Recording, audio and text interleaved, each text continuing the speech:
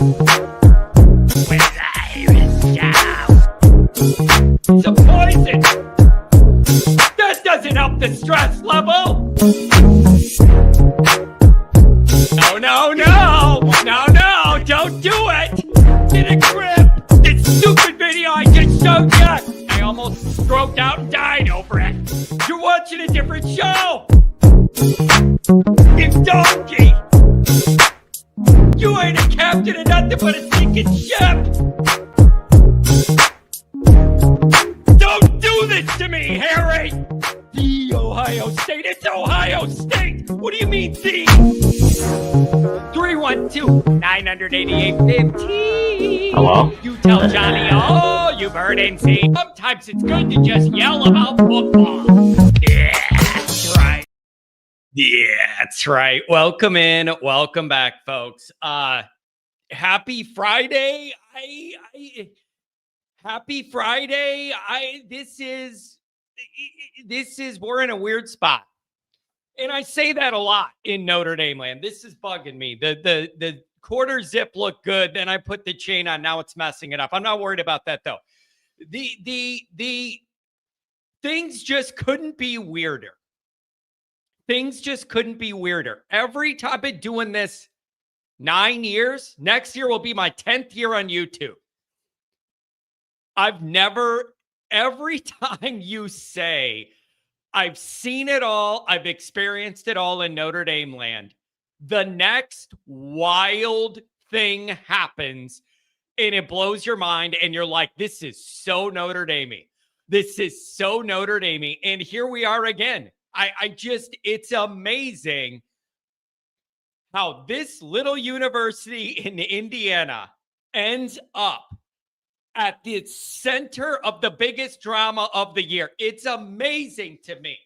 Not bad for an irrelevant program, I've been told, right? Like, so it's amazing how Notre Dame finds themselves just right smack dab in the middle of the biggest drama of the year. Sure enough, here you are.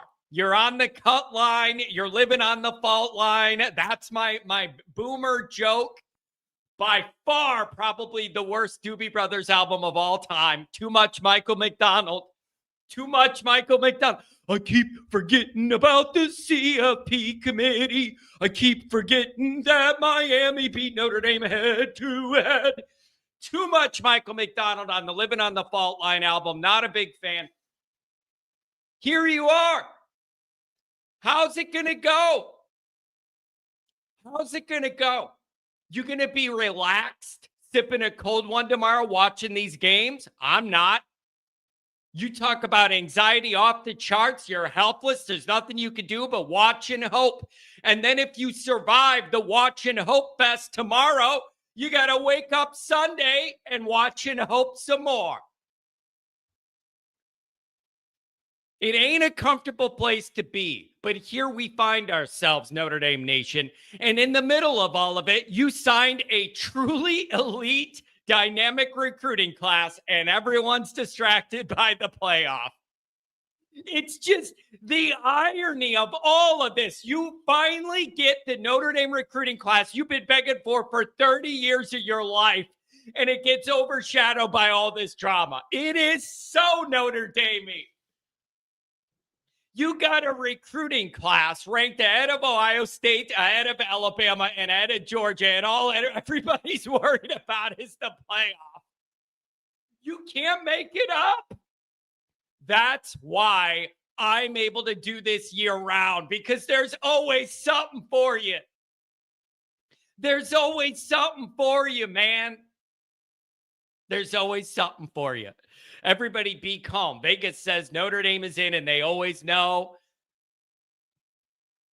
There's a lot of that. And there's a lot. You know what people have noticed with those odds? I already see a bunch of you guys lined up. If you're on hold, I'm going to turn it over to you early. I want to hear what you guys are saying. We got multiple Rudigers. That's how you know things are getting serious. We got both. The more serious the situation, the more Rudigers we get in the chat. We got Rudy, and I can't tell which cousin's which. If it's Joey, didn't you grow up 2 blocks from me and we were on the same bus going to grade school or not? Is that a different Joey, Angela? Or is it the one that literally lived 2 roads apart from me when we were growing up? Same bus. So the interesting thing is, if you look at the Vegas, the odds of Notre Dame to make, hey, Josh, the odds of Notre Dame making the playoff are commensurate inverted odds to BYU. Do you get what I'm saying? Like Notre Dame and BYU are on the same exact thing, meaning if BYU wins, Notre Dame's out, and the odds tell you the other way around, that if BYU loses, Notre Dame's in, right? That's everybody's worried about what's going to happen Sunday. If BYU pulls the upset special, none of it matters. You'll be relaxed as can be Sunday. No need to even tune in, quite frankly. Go see Santa Claus, bring the kids, put the Christmas lights on, do something with your family. You avoided all fall.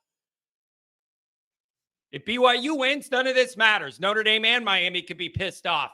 We could debate. We could schedule our own game and just play it for the hell of it. Solve this once and for all.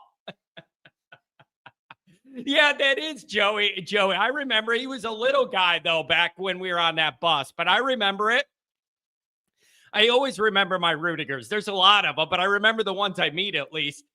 And you all kind of got the same face, by the way. For better or worse, Angela, I'll leave that up to you. But you all kind of have the same face. I know a Rudiger when I see one, damn it. Too many of you guys in my area here. So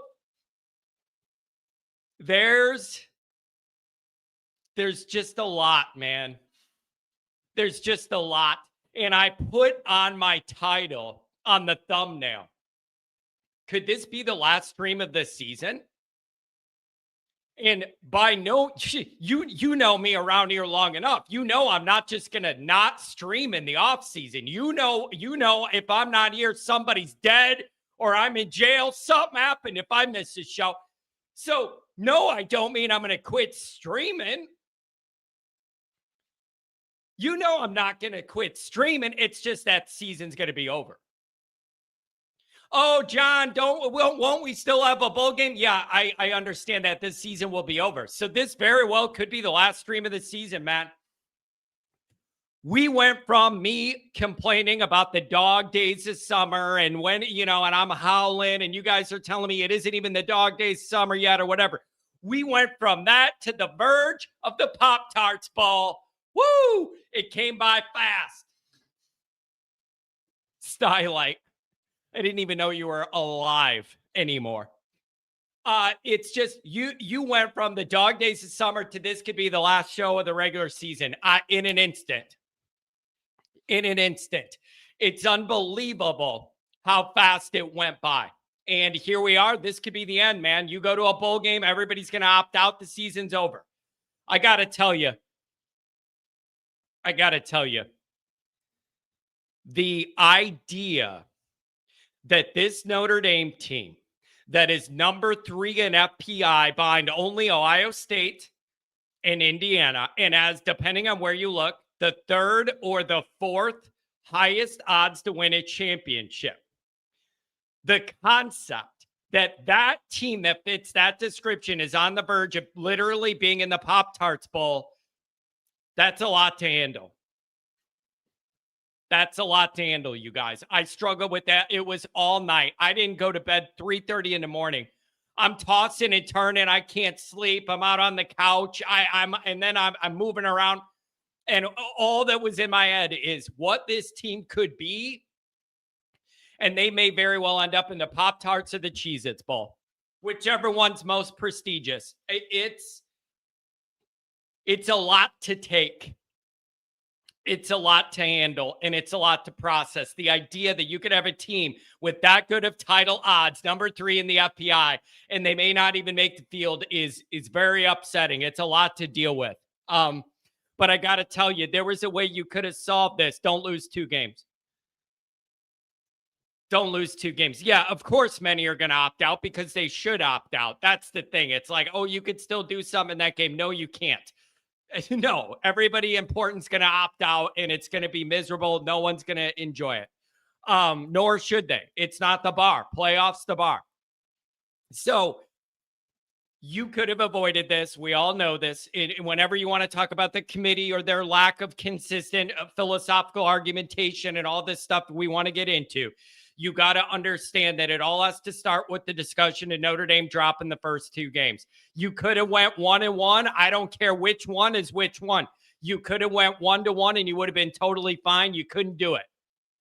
So anyway, we end up here. You got to acknowledge Notre Dame's a huge part of the reason we're in this position. But this is very uncomfortable, everybody. So let's get into this. I'm gonna shut up and I'm gonna get to your guys' calls. I want to see what you think. We have some new people again. I really love that. I see some new names here, and I want to get to you guys. Thank you for being open to the new format. It's a little more engaging. Gives a little flavor. Everybody's got their own setup. It changes the dynamic. I enjoy that layer to this. As always, thanks for being here. You can find the program on YouTube. Do it. Subscribe if you haven't yet. Give the video a thumbs up. That helps me out as well. Notifications. That way you don't miss nothing. Twitter. The cesspool. The steaming cesspool of toxicity that is that website. You can reach me there. Search bar Always Irish or at Always Irish Inc. Notice I didn't say I'm getting off of there, I'm gone or whatever. Like, I'm going to be there, but it is about the worst I've ever seen it with the anti-Notre Dame propaganda.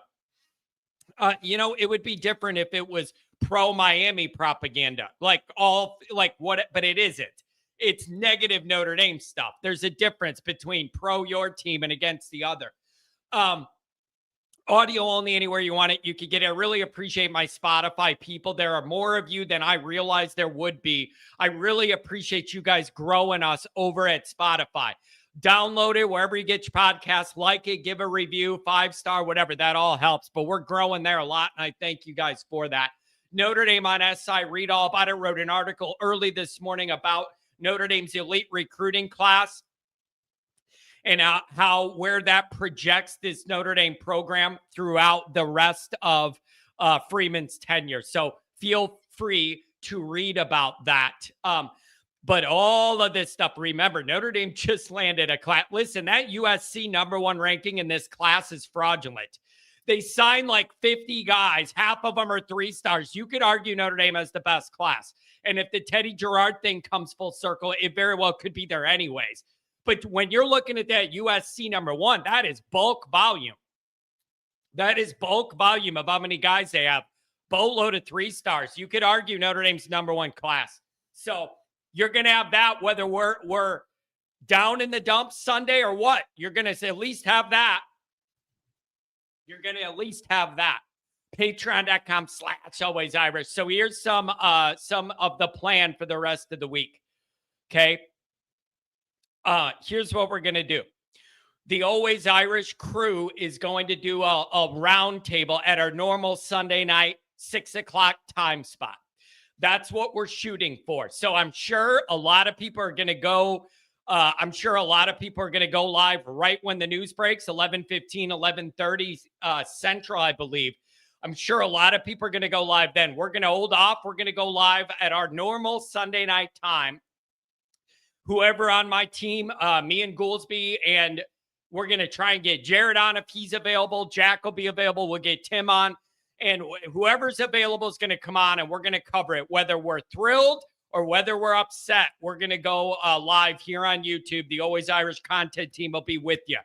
Patreon.com/Always Irish. Link in the description if you want to join us, especially if you're making a playoff run. We had a huge growth during that time last year. Hope to see that again. So whether we're happy or not, you're going to get a roundtable live with our group. Maybe we do that for the first hour. Those guys go on with their night. I take calls after. I don't know what that looks like. Maybe we do that. Maybe we don't. But you're going to have us live Sunday night, okay? So we're going to do it. Here's the next thing I'm going to ask for. Some of you will know this. Say some prayers for our brother, Homer TD. Tony. Some really unfortunate, scary health stuff. None of my business to say nothing, but it's just been on my heart for a while now. And I don't like sharing other people's business or whatever, but I want to get the prayer thing going from the Notre Dame side for our brother Tony going through it. So We love you, Tony. You're a part of the Always Irish family. We love you. So just keep that man in your heart. And he's been a nice addition to this Always Irish family the last few years, and a very special addition. And those of you that know him know all that story. But God bless you, Tony. Keep the candles lit at the grotto for you, brother. We love you. You're a part of the family. So if you guys keep him in your thoughts, that would be appreciated. And though many of you have met Tony at all of our tailgates and stuff by now.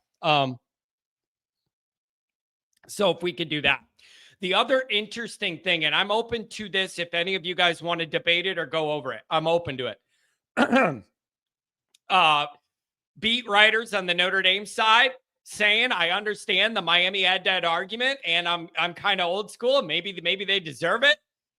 I want you guys to argue whether that's appropriate or not for a Notre Dame media guy. Are they obligated to take the Notre Dame angle on everything on behalf of the group they cover? Or are you okay with somebody saying what they think if it goes against the mainstream pro Notre Dame narrative? That's a very tricky subject. Do you want everybody that does that job to be like a Notre Dame homer, and you view that job that they always have to do that? Or no? And you like that it's somebody's thinking independently and going against the grain there with what they really think, even though it's against Notre Dame's best interest.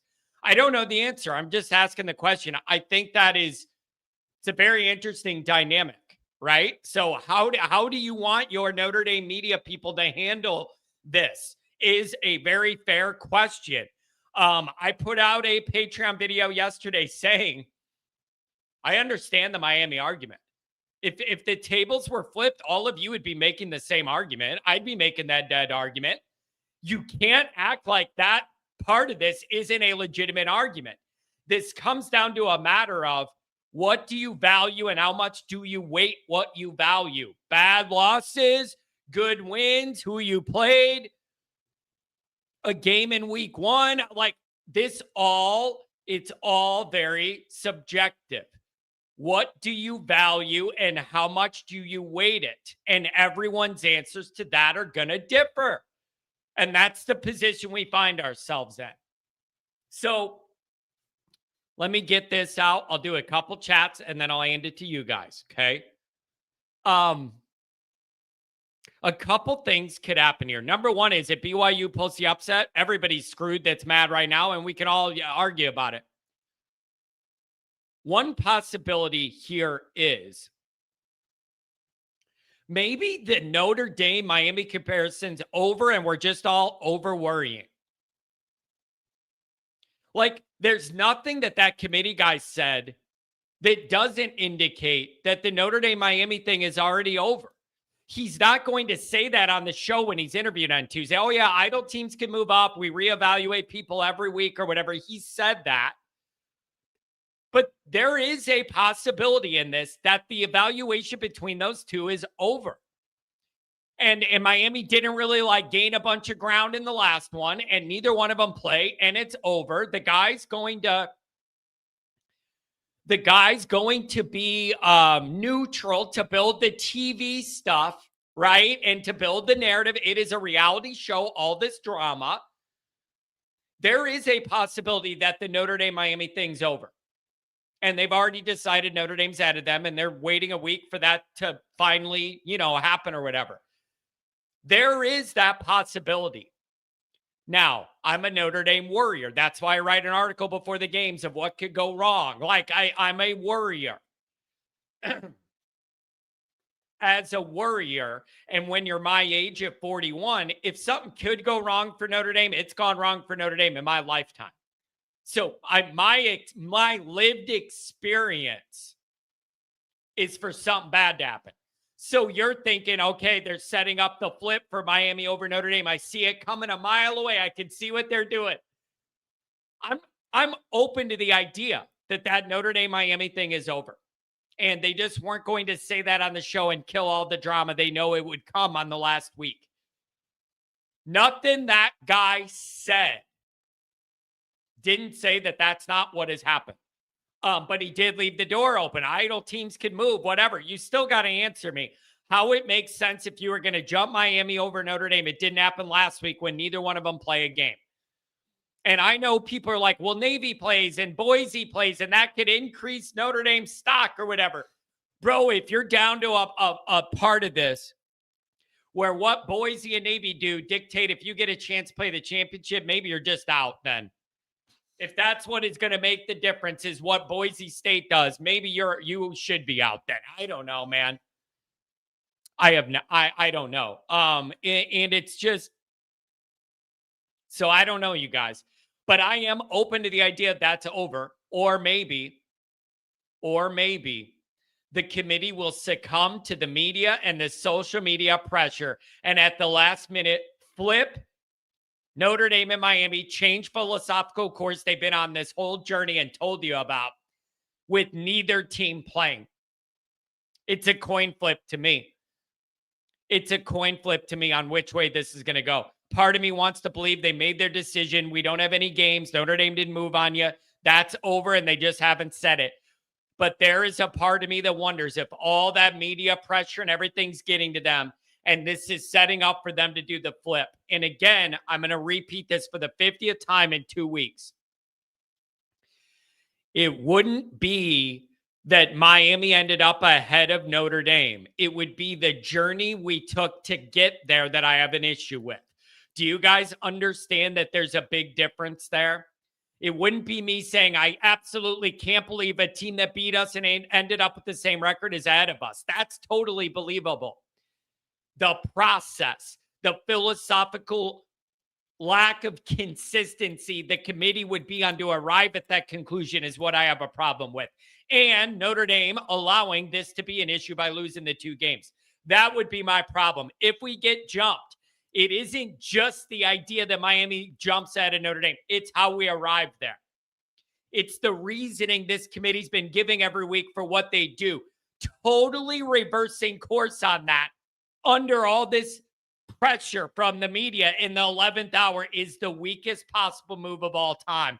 But I could see him doing it. I could see him doing it. It's just, so I don't know. And you got to keep in mind, if BYU pulls the upset, none of it matters. None of it matters. I do have a question, though. I want to ask this question. What happens if Alabama beats Georgia? We've had all this discussion of what would happen if Alabama loses to Georgia and where they would fall and what that would look like. Could they get sandwiched between Notre Dame and Miami and create another buffer there, right? Another layer of a buffer. If BYU loses, but it's competitive, they could theoretically stay. We don't penalize teams that play in the championship games. So then could you end up in a position where those 2 teams end up being a buffer between Notre Dame and Miami? I don't know. But what happens if Alabama beats them? I don't know the answer to that. Where does Georgia go if Alabama beats them? And what does that do to Notre Dame and the whole bracket? And the flip side of that is, what happens if Bama loses and it looks ugly? They struggle to run the ball, whatever. What if it goes really bad? And you don't want to penalize teams that lose in the championship game, but it goes really, really bad. So I don't know. I think we're screwed if Bama wins. Like, I don't know, man. I don't know. So it's going to be interesting. But I mean what I say when I said, I mean what I said when I said. I said what I said. When I said this could be the last one of the season, I mean it. We're going to get the answer Sunday, and this could all be over. I'm not counting the Pop-Tarts, but no, this season's over. Everybody good's going to opt out, get healthy, go to the league. No, this could be the last stream of the season. It's wild to me, but here we are. Okay, couple chats, and then we're going to give it to you guys. Let me take a look, see how many people I got waiting. Okay, if you're on hold, you're going to be on the air. I'll do the chats, then I promise I'll shut up, give it to you guys. What is the Monday show on Patreon? Monday Night Raw. That's me and Mike Goolsby together. We go over some stuff like raw, hard-hitting, direct, no sugarcoating. It's me and Mike, and then we address questions and comments from the crowd. It is a live show just on Patreon where you guys get access to Goolsby, ask the captain questions, whatever you want to talk about. Love doing that show. Full freedom back there behind that Patreon wall. $2 olive from Bobo. I do think the committee wants us in, but BYU greater than Bama, no. In an ideal world, I think the committee wants Notre Dame and Alabama in, but do they want to deal with all this Miami backlash? There's no doubt they want Notre Dame and Alabama in, two of the biggest brands in the sport forever. Kidding me? Kidding me? Domer fan, $20 olive. This team is deserving of a playoff run. Don't listen to the haters. They have always been there. They're just yelling more loudly now that we're back at the top. Top coach, top recruiting. Go Irish. Thanks for the $20. Renee, my main man, $10 olive. No, John, that is a wash, man. Junior high teams don't count. Mom, the meatloaf. It's all a matter of perspective. All a matter of perspective. And subjectively, what inputs into this grand equation do you value and weight more than others? That's what it all comes down to. And everybody has a different calibration and a different calculation depending on what part of this they value and don't value more. That's what this all comes down to. There are a lot of really good arguments on social media for and against Miami, both. It just all depends on perspective. SPF. The right decision is for ND to get jumped by Miami. Call it trolling all you want. Last time I checked, head-to-head trumps all. Here's my question, though. Why wouldn't it happen already? Like, you could say that, and it's fair. But then that's where I have a problem with what the committee's doing. Why didn't that happen this time? Why didn't it happen this time? Neither team plays again. So if you wanted to do that move, this would have been the one to do it.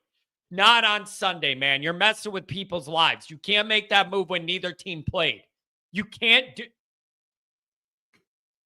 Made for TV drama, man. Made for TV drama. And I just want to know if they're going to cave to the media pressure. I got some advice for the committee. Don't let the media tell you how to think and feel. That is my message to them. Don't let the media tell you how to think and feel. You got to do what you got to do. You got to do what you got to do. Let's get a couple new callers. Todd, welcome. Good morning. Yeah, John, I'm here, but the problem is I'm getting an echo and I'm trying to get rid of it. I don't hear anything on my end. You sound crystal clear to me, and I can see you wonderfully. Oh, man. I tried. Try again, Todd. Matt, what's going on? Welcome. Good morning. Hey, man. Just calling to talk to you about what's going on, man. I haven't slept in a couple days either, just like you. It's rough, but the more I've been thinking about it, I think we're not in that bad of a situation. It's just going to come down to BYU because look at Vegas. You know, I know Vegas isn't the end all be all, but as soon as Alabama beat Auburn, that Bama getting into the playoffs just skyrocketed. So they knew something, and we're still minus 350 to get into the playoffs. So I'm banking on that as long as, of course, BYU has to lose. So that's why I'm there. But I'm still nervous in the service for sure, because it's with this team and that offense, I just don't want to miss out. I just want to see what we got. It's killing me. So, and to me, but you sound like you're not worried about the Miami thing. You're focusing on BYU. Do you believe what I said, that like that may have already been resolved, but we just don't know it yet, so we're sitting on it for a week? Like, so you didn't mention that. So my thought on that, so how I feel about that is, if the committee was going to jump us by Miami, they would have done it this past Tuesday, because that's an impressive win against Pitt. They smoked them. They would have jumped BYU and us, and then because BYU doesn't matter because they win, they're in, and then that whole thing is taken care of. And I know they bumped Bama just to protect them and for the seeding part of it too. Yeah. So that's my take with now. I hope what you said earlier, or I mean, could it be just for the views? You know, they want the Notre Dame fans, you know, tuned into the playoff committee, the show on Sunday. So would it be that's what they're setting up? I don't think so, because I don't think they'll be like that. I think the decision's already been made with us in Miami. Yeah, But like, I'm still nervous as can be. There's no doubt about that. Like I just feel like it would be like a little irresponsible to sit there and be like, I'm only worried about the BYU thing, and you don't even think at all about the concept of if Notre Dame and Miami end up side by side, is that what they need to go with that head? Like a part of me thinks it's already been done and whatever, and it's over and it would already happen. But man, I do not trust this committee to maintain philosophical consistency. I don't. They have shown repeatedly the lack of ability to do that, regardless who comes and goes off the committee. That's been a repeated problem. So I'm on the edge of my seat, and I think it's like a coin flip. I don't know. Maybe Vegas knows, and they're telling us the answer. I don't know. Now, I'll tell you, I'd be a lot more afraid if this was Texas A&M and us, and Texas A&M is 2 spots behind, because you know the SEC is driving this. Yeah. So there'd be no way we'd get in over an SEC team. So luckily it's Miami. So I don't know. What do you think about the Virginia take? Do you think it's beneficial for Virginia to win to get that ACC team in, or is it a moot point? A part of me thinks maybe there would be a little less pressure on the committee if you got ACC representation, right? Because you're not going to honor the 5-loss ACC team if they win it. So it makes me think they could check the box. Okay, we have the ACC represented here, and it may take a little bit of that pressure off, feeling the need to bounce Miami in so the ACC is represented. That's what I think. Is that the end all be all? I don't know, but I think it does alleviate a little bit of pressure because then the ACC has representation. That's what I'm pulling for Virginia to do that. Normally, I would pull for the 7-5 team just because it's funny and to leave the ACC out, but I've got to pull for Virginia for that. Yeah. Now, what I'm really worried about, well, I shouldn't say really worried, because I think the Miami Notre Dame's been settled. I think they would have made the move, but if BYU just gets the doors blown off of them, and then we are back to back, but I still think it's already been done. Got to watch the Vegas lines, because they knew as soon as Bama won that game that what was going to happen. And the big injustice is Oklahoma.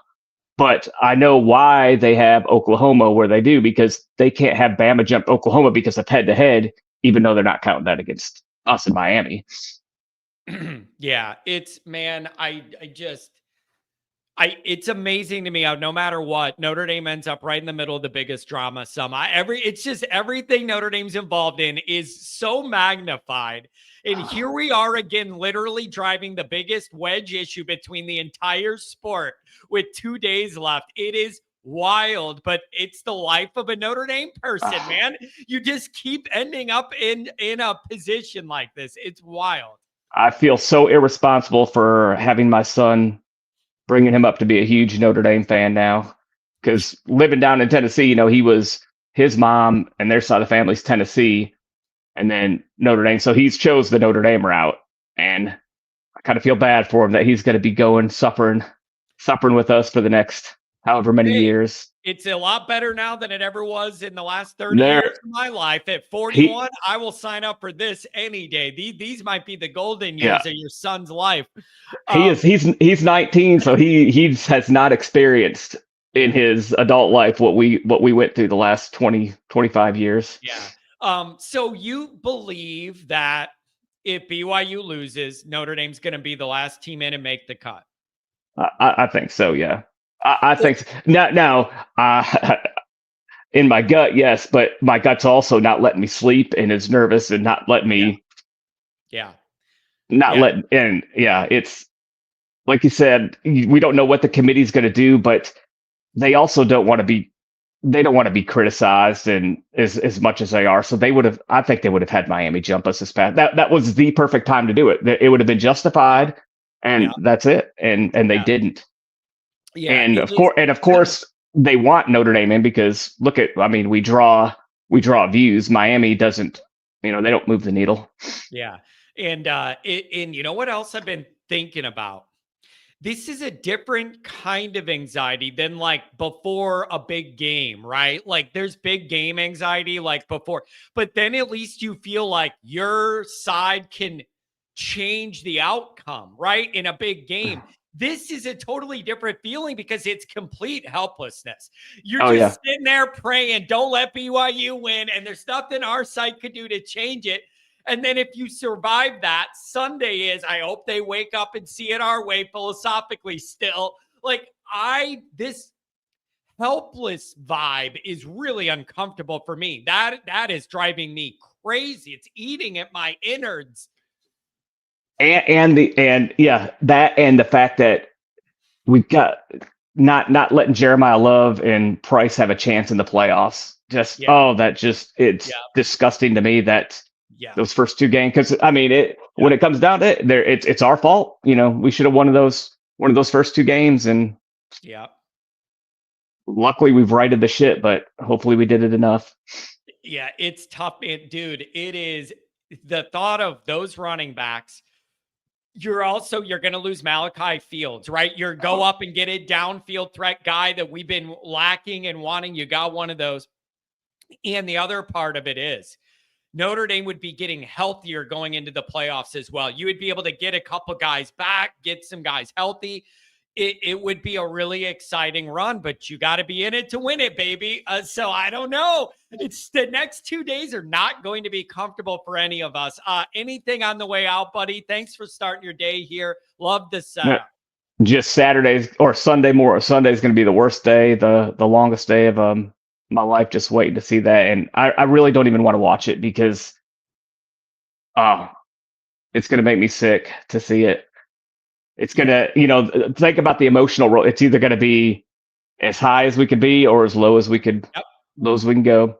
Yep. There is literally, it's black and white. There is no middle ground. It is, it's going to be absolute jubilation or total misery. And it's going to set the tone for whatever comes next. I don't know, man. We're all going to live it and breathe it together, and we'll be here to cover it. Thanks for starting your Friday here, man. Try and relax. Oh, I'll try. Go Irish. Go Irish. Thanks for joining. Really, really appreciate it. Oh, man, that's good. Catfish Kelly, what's going on, buddy? What's going on, John? How are you? I'm good, man. I'm living on the edge, brother. This is stressing me out, dude. Well, look, I've seen you the last couple of days, and I kind of felt that way initially, but I'll tell you, just relax. I think the committee did this on purpose. And this whole entire thing, the last couple of years, this 12-team playoff is for this week right here. That's why they did it. To drum up talk. Notre Dame went down one spot solely not for us in Miami. That was for Bama to keep them in. I honestly believe that. And the coach that you had on yesterday, he was calm and collected because I think that's exactly what it's setting up to be. If you look at it, Bama lost by 31-17 week one, and they aren't even talking about that. We lost by a last-second field goal with a freshman quarterback on the road, and that's all they want to talk about. That is not a divider. I mean, that could have went either way, and we had all the cards stacked against us.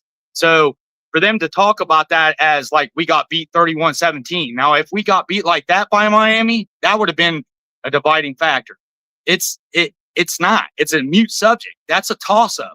So for them to act like that's a separator of the two, we were on the road with a freshman quarterback. You beat us by a field goal with 30 seconds left.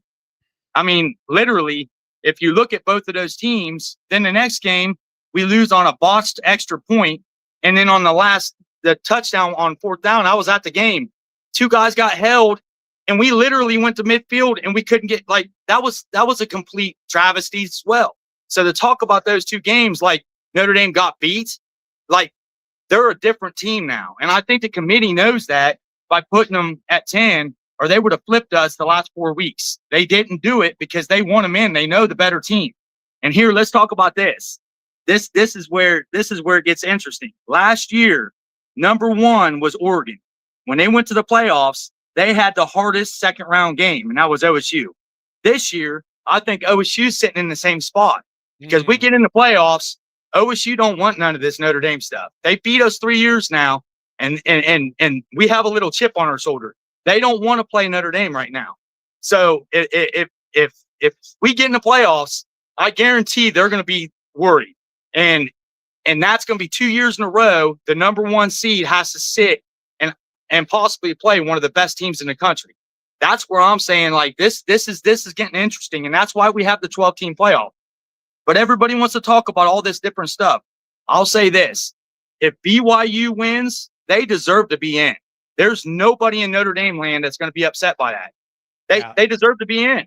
So, Bama going up 1 spot. If they win and BYU wins, Notre Dame's not going to be upset about not being in. Win the first 2 games. But that whole Miami talk, that's all the Fox and the SEC announcers, that's all they want to do is drum this up because they want the Big Ten and the SEC to hold all the spots. So all they want to talk about is Miami, a non-Big Ten and a non-SEC team, and Notre Dame, a non-Big Ten and SEC team. They don't want to talk about Bama losing 31-17 week 1. They refuse to talk about that. Sure. And you can look at Miami and Bama and match them up, or Notre Dame and Bama, and you can look at both of them. They both have Miami lost 26-20, I believe, and they lost the other game was a 3-point loss. That's way better than losing to a 5-7 Florida State team week 1, 37 or 31-17. Like, both teams have a gripe if it's those 3. So we'll see how it goes. So, okay, it kind of sounds like you believe the Notre Dame Miami calculation's been made, or do you think they've already done that, but they weren't going to kill the drama by saying, yeah, teams that don't. Absolutely. Okay, so we got another one on the ledger who thinks that's already been figured out, and then it's just down to a BYU Texas Tech then to you. Yeah, I mean, and this is the thing though. The argument that they don't want to, they refuse. Joel Klatt refuses to talk about it, and ESPN does, is that if Bama gets boat raced, Miami has a gripe to say if BYU loses and Bama gets beat bad, when I say bad soundly, however you want to put it, they have a gripe to go in over Bama. The reason they jumped Bama last week was to keep that argument out of the equation, because now they're going to say we punished them by dropping them down 1 spot. They refuse to talk about that. And Miami and the ACC, they should have went after that argument, not the Notre Dame one. That Notre Dame argument doesn't make any sense. Doesn't make any sense. It was a last-second field goal, and they acted like they won the Super Bowl, and it was week 1. Like, 2 different teams now. And Miami deserves to be one of those top 12 teams. They need to take these group of 5s and put them in their own playoff or their own championship game and give the top 12 teams their deserving spot in this playoff. That's it. Man, so, I'm telling you, if you really wanted to make this field about like the best teams, you would have Miami, Notre Dame, and Alabama all in the field and do away with 5-loss Duke having a shot and the group of 5 or whatever. Man, what a field you could have if you had Alabama, Miami, and Notre Dame in it. And nobody could argue that whoever wins the ACC or the group of 5 team is more competitive than any of those 3. Absolutely. And you could throw Texas in that. I mean, in that equation. I mean, in this realm, I mean, the bottom line is that Tulane, I mean, for them to jump and look at the clues. They jump Bama 1 spot, and then they also, on top of it, put James Madison, Tulane, and North Texas in the bottom of the top 25. You name 1 year since they've been doing the top 25 ranking, they put 3 of those type teams at the bottom. They did that to protect the Duke-Virginia argument. That's why they did that. They didn't want Duke in there. So they literally have done this to set it up so there's no argument next week.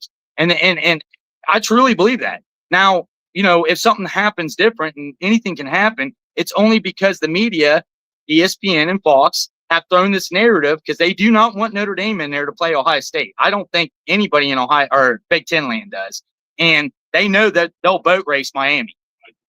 So I'm just telling you, like literally, it's one of those things. So that's just my opinion on it. But I hope we can all get a little bit relaxed on this and take this weekend in and smile, because I think it's going to go our way and we're all going to be laughing. And you are going to have another live show because we're going to make a run in the playoffs.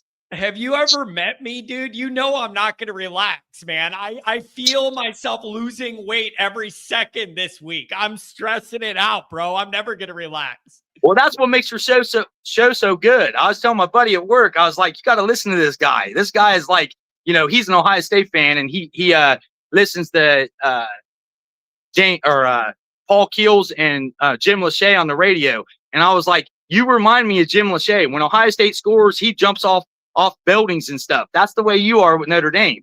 So I know you're high strung on it, but try to relax, because I think you're going to be a little bit. And remember, Catfish told you so. Remember that next week. All right. We got a couple questions, Catfish. Number one is, people want to know what you do for a living. Looks like you're at work in an interesting setup. If it's legal for you to share, the crowd wants to know what you do. I am a steel worker. I'm a steel worker. So we're running metal right now.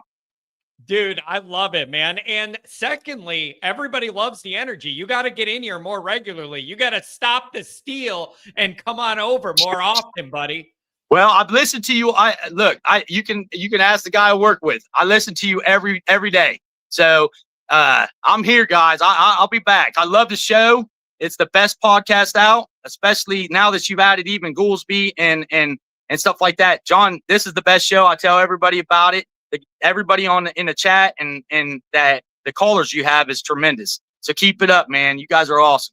Dude, I appreciate it. I love your energy. You're a good fit around here, buddy. So have a safe, good day at work, and join whenever you can. People love the energy. Great first time, man. Really good. Strong stuff. Thank you, my man. Hey, remember, go Irish. You got this. Man, oh, listen, really Adam. Have a good one, buddy. Dude, I got to be friends with that guy. That dude, that energy fits whatever it is we do here. That energy fits it. Man, I like that dude. That is a good vibe. Man, that's good. Brian, what's going on? Welcome, buddy. Hey, John. Thanks for having me back, man. I was short with you on Wednesday because I just wanted to spit all my shit out and hear what you had to say. But Catfish pretty much said everything I was going to say. I'm just looking for more of an explanation on the whole system. I'm with him. I said it on Wednesday with this whole SEC situation and how there's no attention to it. And I even got my tinfoil hat on, because I spin, man. And when it's in the presidential cabinet meeting that a secretary that went to UF, an SEC school, is politicking for Miami over Notre Dame without even mentioning that the common opponent of Alabama and Miami is Florida State, it makes me think like what their plan is to get rid of us.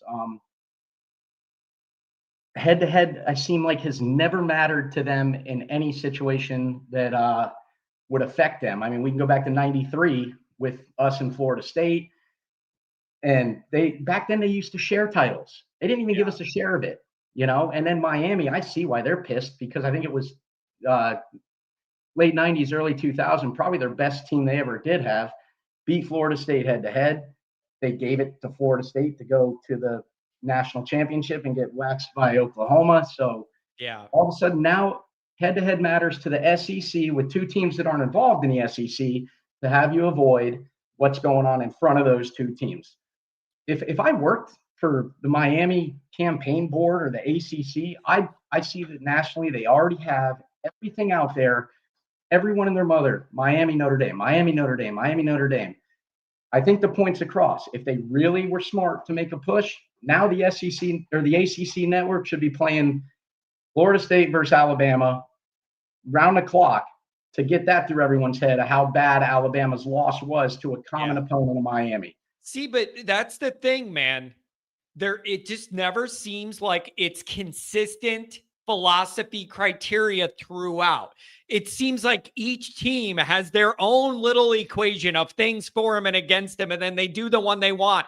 But there's never like a through line that you can rely on with everyone. That's what drives everybody crazy. And they have been philosophically seeing it Notre Dame's way all this time. And now we're right at the end. Does that live for one more week, or do they cave to the pressure?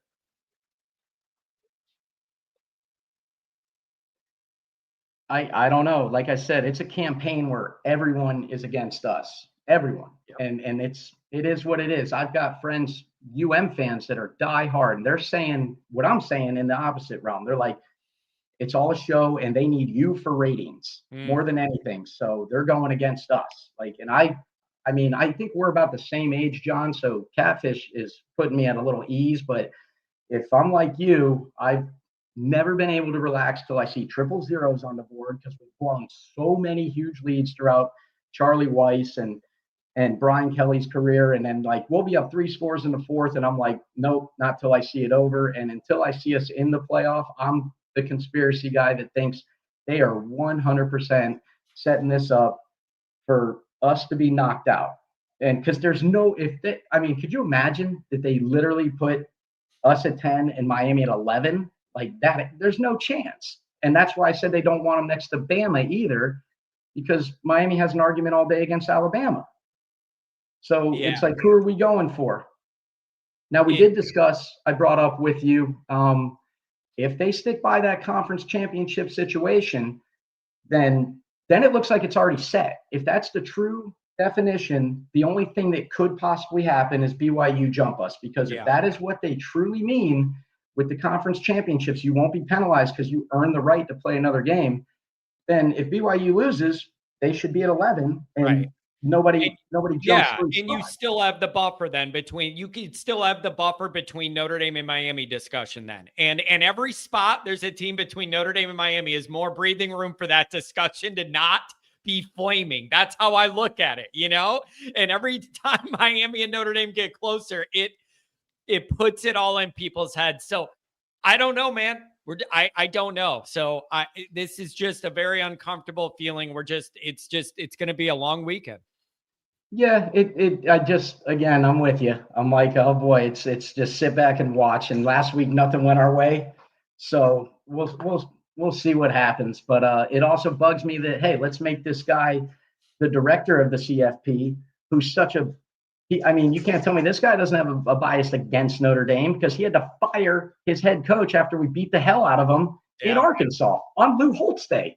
Yeah. It's like, and that's me overthinking, man. I'm like thinking every which way how they're coming to get us.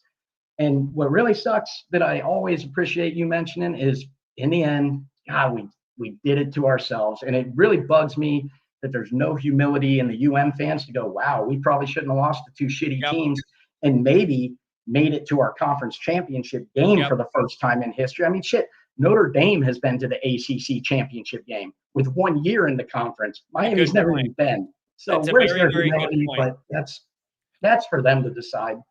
I have had that issue all along. I am the first one, whenever we have this discussion, to say Notre Dame put themselves and allow themselves to be in this position because of what we did the first 2 weeks. And I don't see that humility on the Miami side. I understand the head-to-head argument, but why can't their podcasters and people on Twitter also say we lost 2 games where we should have won and we had more talent than them, and that put us in a bad position? I just wish I could see a little bit of that amount of humility, but it's Miami, so I don't expect. That's just not how they operate. It's not how they operate. I would lean on the head-to-head too, though. If it was flipped, we'd be losing our minds hanging on that dead. Be honest. I know I probably would. And that's why I've more along been trying to politic for both teams over Alabama. I've been upset with this SEC thing. I mentioned to you how they moved someone up. That Florida State thing needs to be a bigger mark on them. Yeah. And not only that, like they moved Bama up. We talked about it Wednesday. Their interview. Why'd you move Bama up? Well, they sucked enough to blow a 17-point lead and barely beat a coachless team. At the end of the game. Oh, so we're gonna move them up. I wish I understood the system, but it's flawed. I love a lot of your people listening because they kind of put me at ease. Even the guy you call him WPB, so he must be about 10 minutes south of me here in South Florida. Which I can't believe. I hope he's right, but if he knows a person with ties to Miami that was told, we're not letting you in, I feel like that's national breaking news to bring the party down. I want to believe him, but if somebody came to a booster and was like, we don't care, you're not getting in, I would go to every media source known to man to bring the party down. But that's just, again, me overthinking everything and just being like, it is what it is, dude. I think the world's against us, but I will say that if we do get in, it's going to be a fun ride like last year, man, because we got a lot of noise. Me and my dad went to the Penn State game, and one of the best college football games I've ever been at in my life. And to know that now we have an even more dynamic offensive attack, I think we could make some noise, man. Ooh. And then with this recruiting class, there's a lot of buzz to start a possible, dynasty that I've been waiting my entire life for. But, it is what it is. I'm just looking. I hate doing it, and that's again why I appreciate you. We're in this situation because of us, but I hate doing it. But I can sit here all day and point at the what ifs. Yeah, but, because like you said, the committee, it's all etched in sand, and they can scribble it out anytime they want. And there's just no answer, except every channel I turn on now is against Notre Dame compared to Miami, and they're totally ignoring the SEC situation in there. So I don't know, man. Good point. And there's all the conspiracy theories about ESPN and the SEC. They're bedfellows and everything else, and they're in cahoots to angle things in the SEC. Whatever. We're going to see how it turns out. I just hope Notre Dame controls their own destiny moving forward, so that we know next year at this time we're in. We know we're in, and we're ready, locked and loaded. This is very stressful. Hey, man, thanks for joining this week. I appreciate it. And try and enjoy these games and relax if you can. I'll be like you, brother. I'll wait till I see our number on Sunday morning above 12, and we're good, man. Oh, I hope so. Hey, thanks a lot, Brian. Enjoy yourself. Who's in sunny Florida? Couple chats. We'll go right back to your calls. Right back to your calls.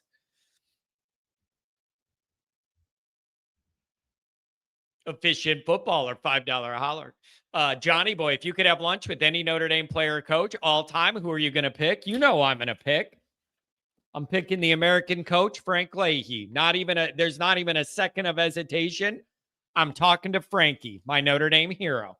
I love him. My all-time favorite Notre Dame personality. It's an honor just to have been in the house he was in. When I go to South Bend and stay in his former offensive coordinator's house, I sit in the chair. There's a huge fireplace overlooking everything. And the guy that lives there tells me, yeah, Dad and Frank used to sit here every Sunday morning and go over the film of all the games, drinking their pots of coffee. And I just, I even feel like it's an honor being in the house that Frank was in. $5 holler, Nikki Dean. I think the committee's going to screw us somehow, some way. I'm preparing for the Cheez-It Bowl. Son of a buck. Nikki Dean, you're usually a lot more positive than me. This is a little bit alarming. $5 holler. Mike, I want ND, Buckeye fan. Remember what OSU did to Melvin Gordon in the Big Ten championship? Yeah, Ohio State's not afraid of anybody. Come on. They are the most consistent high-level team going. It hurts me to say that, but you have to admit that it's true. And that's just the way it is. Colorado, $5 wins by Virginia, Georgia, and Tech would create a larger buffer. Notre Dame 9, ND 10, Bama 11, Virginia 12, G5, then Miami. CFP won't put Virginia or G5 above ND or Bama. That's a good way to look at it. Good way to look at it. Kent said, I moved, or SPF said something about Alabama has all those high-level wins in the SEC, and that's why they deserve to stay or whatever, or why you could overlook the Florida State mishap. Here's the issue I have with that, SPF. That was a good point by him, saying if you got to look at the wins that Alabama had and look at that, and they're more impressive than Notre Dame's or whatever. Here's the thing, though. Here's the thing. At no point in these playoff discussions has the committee guy referenced that. That's the issue I have. SPF, what you said is true, but the committee themselves don't even use that as a pro-Alabama argument. They talk about going forward on fourth down against a horrible team with no coach as the reason they jumped Notre Dame. They don't talk about all that stuff. They talked about a fourth down conversion against a horrible team with no coach. That's the problem I have, is the committee doesn't even use the argumentation they could to make their case the right way. It's annoying to me. At least use the best argument you could. Dr. John praying for Tyler Buckner. What's wrong with them? What's wrong with them other than dropping that snap? And I don't mean that in a wrong way. If some news came out, the guy's sick or injured. I don't know if that's a joke or not. I'm just asking. No idea. No idea. Let's keep it moving. Let's try Todd again. You got me, buddy? Yeah, can you hear me now? Yep, I got you. The trick was I was trying to go through your site through YouTube, and I just said, Lord, what do I got to do here? And he says, copy his thing, paste it, and go on it that way. And bingo, it worked. Perfect. Well, hey, thanks for joining, man. I really appreciate it. Now, I believe you used to be a caller. Is that correct on the regular lines?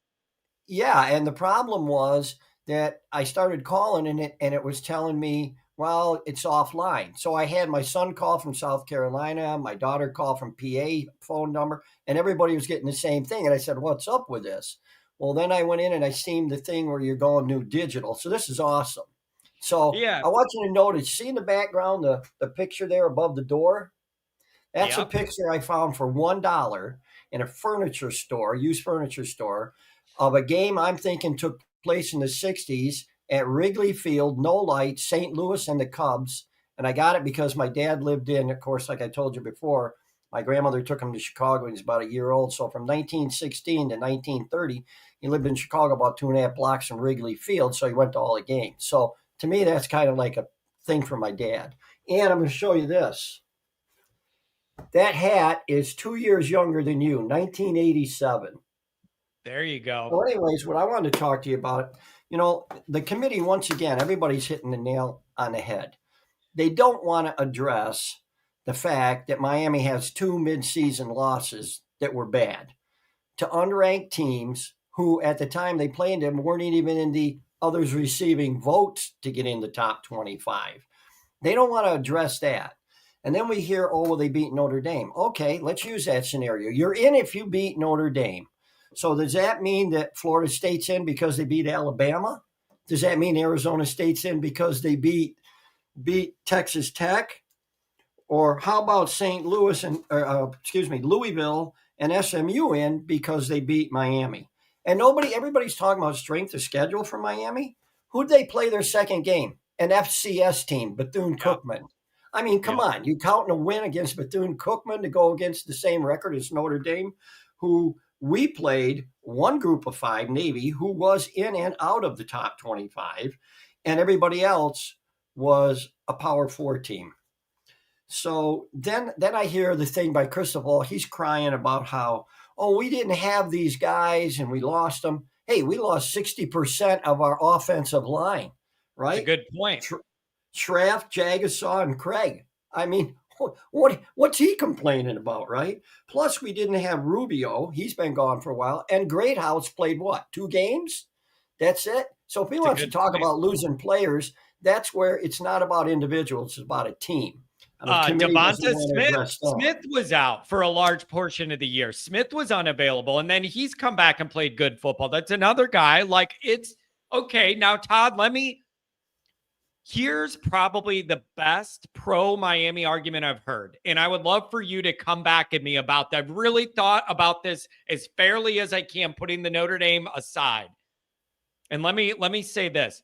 That argument of why Notre Dame was so far ahead of Miami in the first ranking when it happened was they were coming up pretty fresh off the 2 bad loss performances they had. And at that time, you could make the argument Notre Dame had turned it on and they were down. Could you make the argument that Miami turned it around, played better ball to end the year, fought back into a position where they're playing about as good as Notre Dame in some people's eyes, and then you got to reevaluate head-to-head because Miami started playing better ball. When you said Notre Dame was playing better, you could argue Miami caught up to them. Now the head-to-head matters in a different way. Is that a fair argument or not? Because I've really thought it through. That might be the fairest way to justify saying Notre Dame was ahead of them all this time and then flipping it. Does that make sense or no? Well, I did it. AI said it's only as good as what's programmed into it.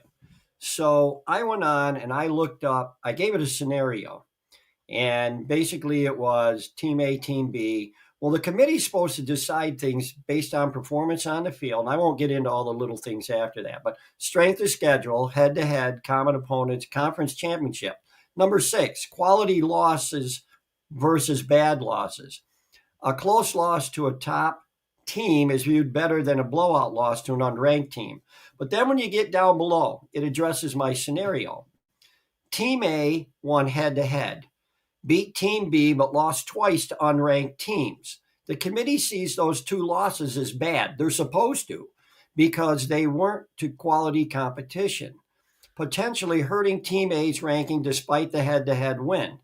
Now we go the other way. So this is the argument for Notre Dame. Team B lost head-to-head, lost to Team A, but potentially beat other ranked teams or had a tougher overall schedule. Once again, Bethune-Cookman, an FCS team, seriously?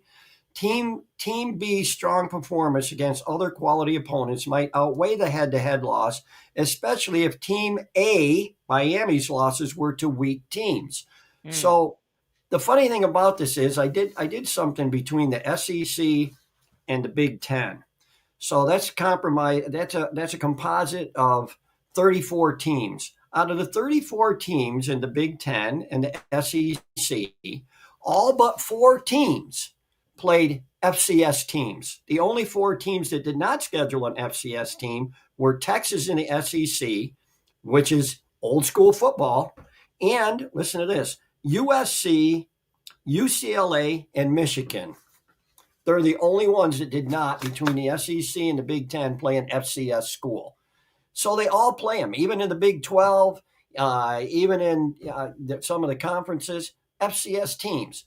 So if you want a grade schedule, we played 11 Power 4 teams. Miami didn't. I mean, you got FCS team in there? No. You look at that. You look at Cristobal's argument about losing players. Every team loses players, but that's why it's Freeman's model, right? Next man up. So to me, you got to address the losses. When did they come from Miami? Not like us in the beginning of the season, to 2 teams who have never fallen out and been any lower. Texas A&M was originally ranked 19th and Miami 4th. But none of them have gotten below that level since. Miami fell to 18 and then came back up. So we have lost 2 games to teams that have never fallen out of the top 19, and they lost to mid-season, not the beginning, but mid-season when you're supposed to be starting to do your peak, to 2 teams that aren't even in that and didn't receive votes for others receiving votes to get in. So then it makes me go back to one of the things I said before which it seems like this is a subjective project where everybody involved weights these inputs differently and values them differently. Isn't that what this all comes back to? Like, what do you value? Wins over a head-to-head, or do bad losses outweigh good wins? And how do you compare differences in schedules? Like, it all feels like a project in what do the powers that be value, and how do they weight those equation inputs? Well, the fact of the matter is you have a bunch of conference heads and stuff sitting in that room. And the best argument I heard was between Booger McFarland and Joey Galloway.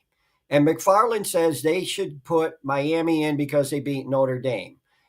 And Galloway looks at him and says, so we're going to base the whole season on just 2 games? Why'd we play the other 10?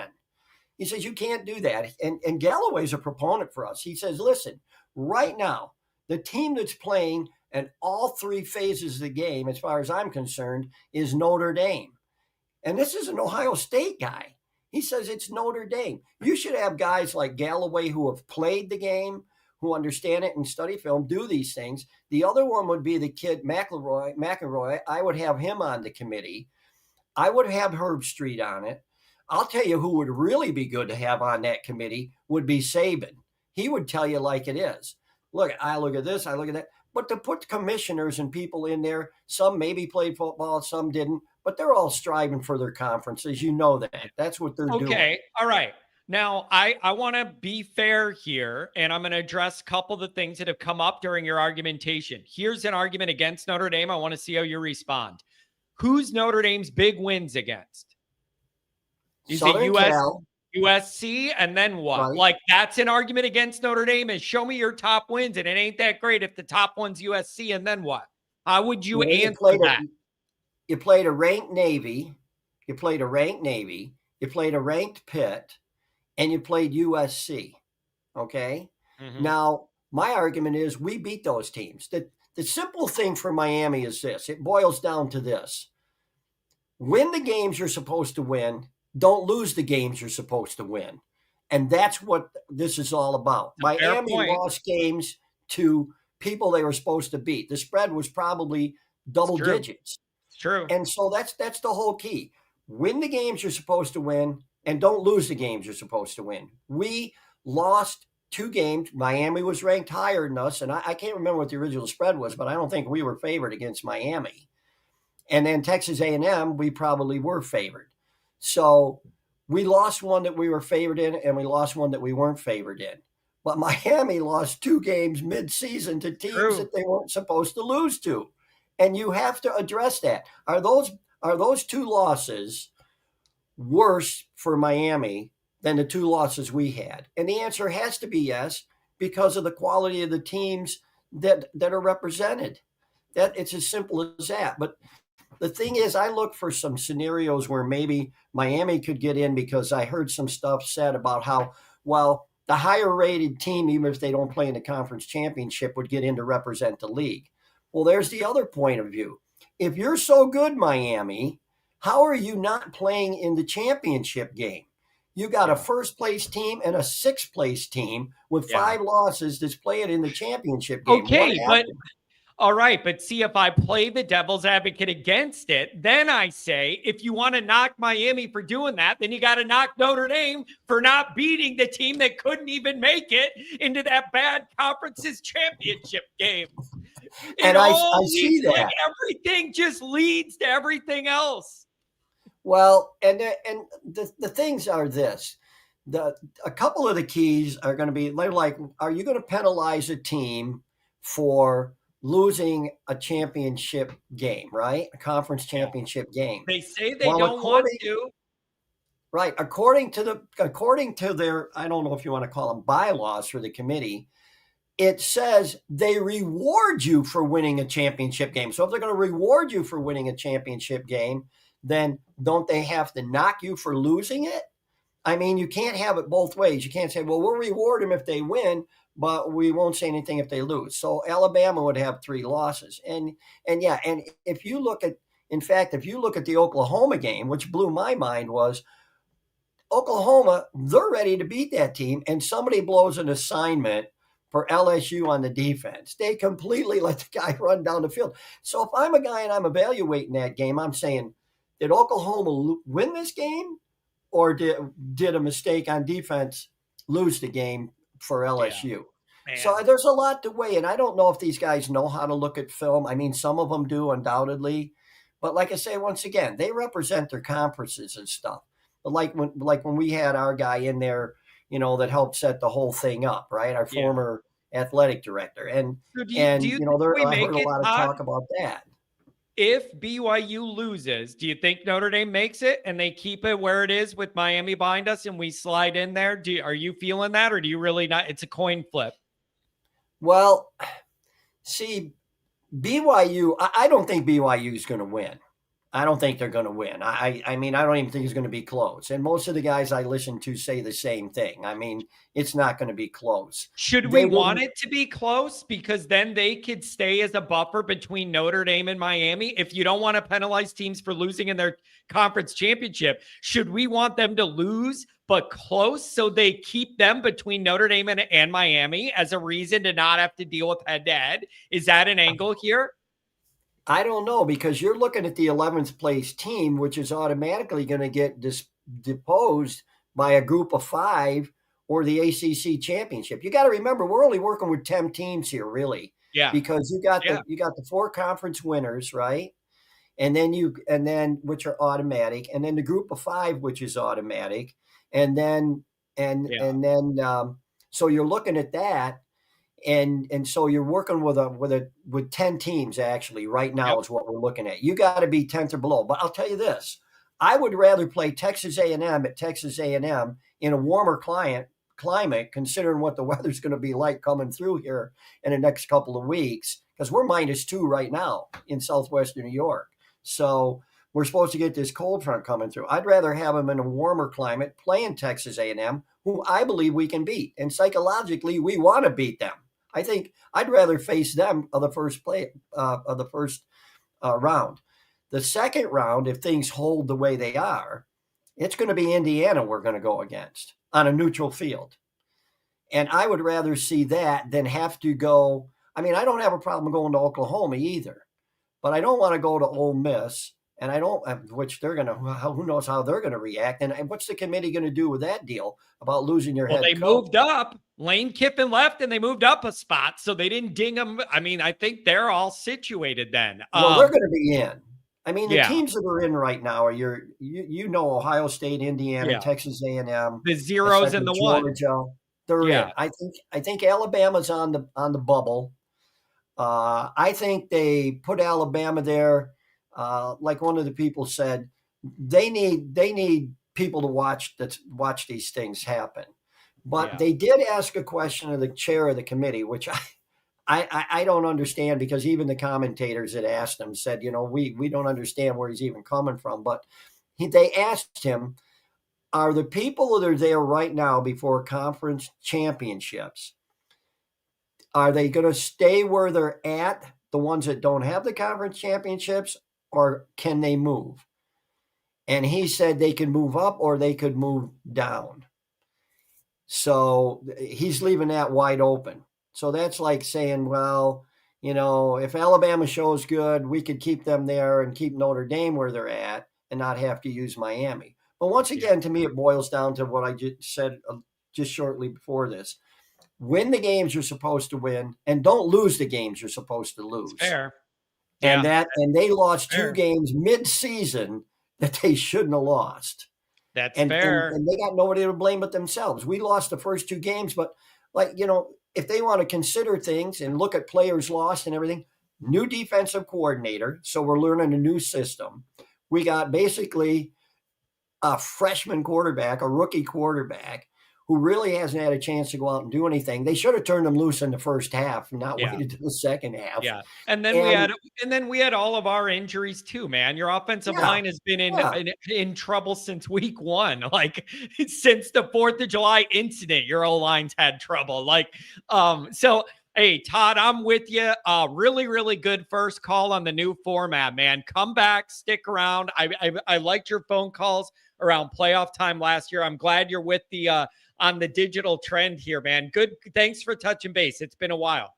Okay. Thank you. And listen, if I don't get a chance to talk again, have a Merry Christmas and a Happy New Year. And I'm just telling you, if we don't get in, you're going to hear more hollering, I think, from a lot of the commentators than anybody else. But Miami will get in and they'll blow the first game. Miami will blow here the for first the game. hollering. Hey, All thanks a lot, Thank Todd. Take it easy, buddy. Oh, man, he's always got a lot on his mind. I remember his calls. Jared, what's going on, buddy? John, how's it going, buddy?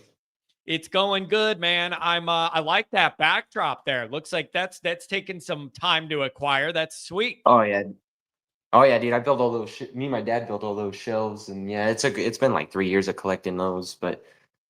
That's awesome. Hey, thanks for joining, buddy. What's on your mind, man? You've been taking all this in. What do you think? Every argument that I could make. Basically, your other callers have already done a good job laying all that stuff out. I mean, the bottom line is, if Miami gets left out, that's entirely on them. That's not on the committee. That's on Miami. If Notre Dame gets left out, that's not on the committee. That's on Notre Dame too. That's what I was going to say. I was going to see if you were going to maintain the consistency and put it both ways, because it really is true. If one of them makes it and the other doesn't, man, you got yourself to blame in a lot of ways. And I see that both ways with both programs for different reasons. I mean it. Well, I mean, as much as I love Marcus Freeman, and we all love Marcus Freeman, he's got to stop doing that where we lose these games early in the season. There's something he's doing in fall camp or something He's got to Yeah. stop doing that, man. This is 2 years in a row. We've had to rattle off 10 straight wins just to be considered for the playoffs. I would like us to not have to be in that position. I mean, we got to get rolling earlier in the year. That is on my list of, post season narratives. Whenever the season ends, even if it ends in a playoff run or we end up out, one of the big narratives to me is that needs to be over. You did it 2 years in a row. The odds of you continuing to be able to win 10 and 11 games in a row, it's not statistically likely. You got to figure out how to get through early September in one piece. That you're right. That's got to be the next iteration of the Freeman program in terms of stability. But this also leads into why Notre Dame is 100% a playoff team. Because I mean, if you want to beat Notre Dame under Marcus Freeman, schedule them in the first 2 weeks of the year. Because once we get into playoff mode, like we are right now, like we were at the end of last year, we're hard to kill. I mean, I hear coaches say that all the time. Like Kirby says it all the time. We're hard to kill. That's literally Notre Dame at the end of the year. That's why we went on a playoff run last year. I mean, that's why I believe we're 100% a playoff team, and I think the committee sees that and everything. So when we get into playoff mode, we are tough to beat.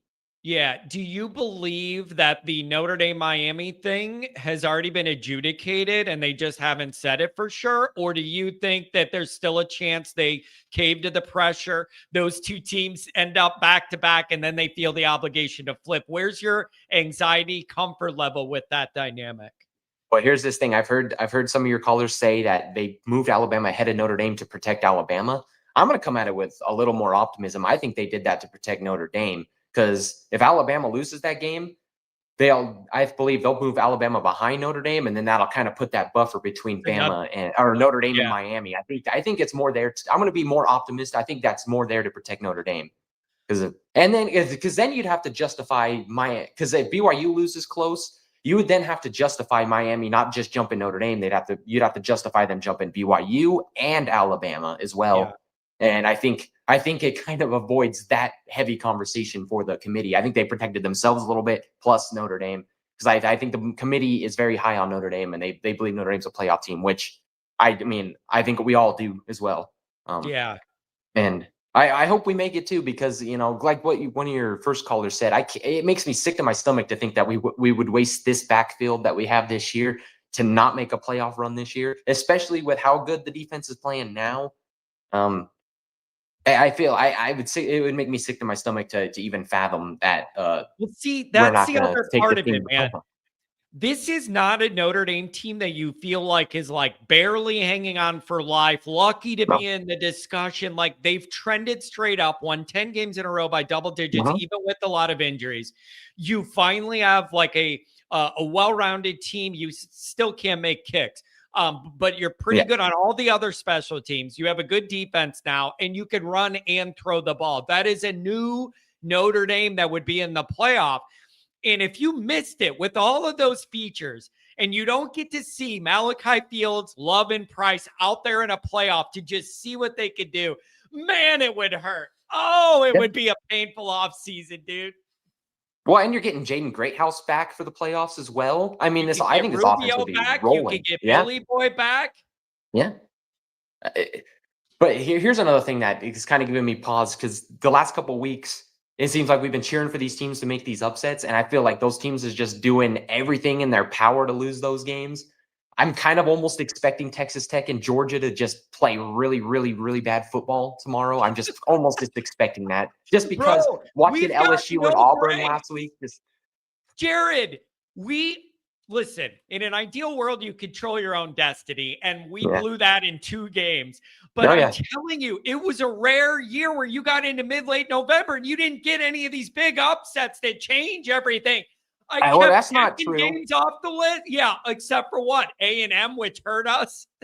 Well, that's not true. I mean, there's teams that lost in November. I mean, Miami was so excited to lose in November. They did it literally November 1st. They were so excited, they couldn't wait to lose in November. Miami. Was that still November? Yeah. All right. Well, then we'll give you that one.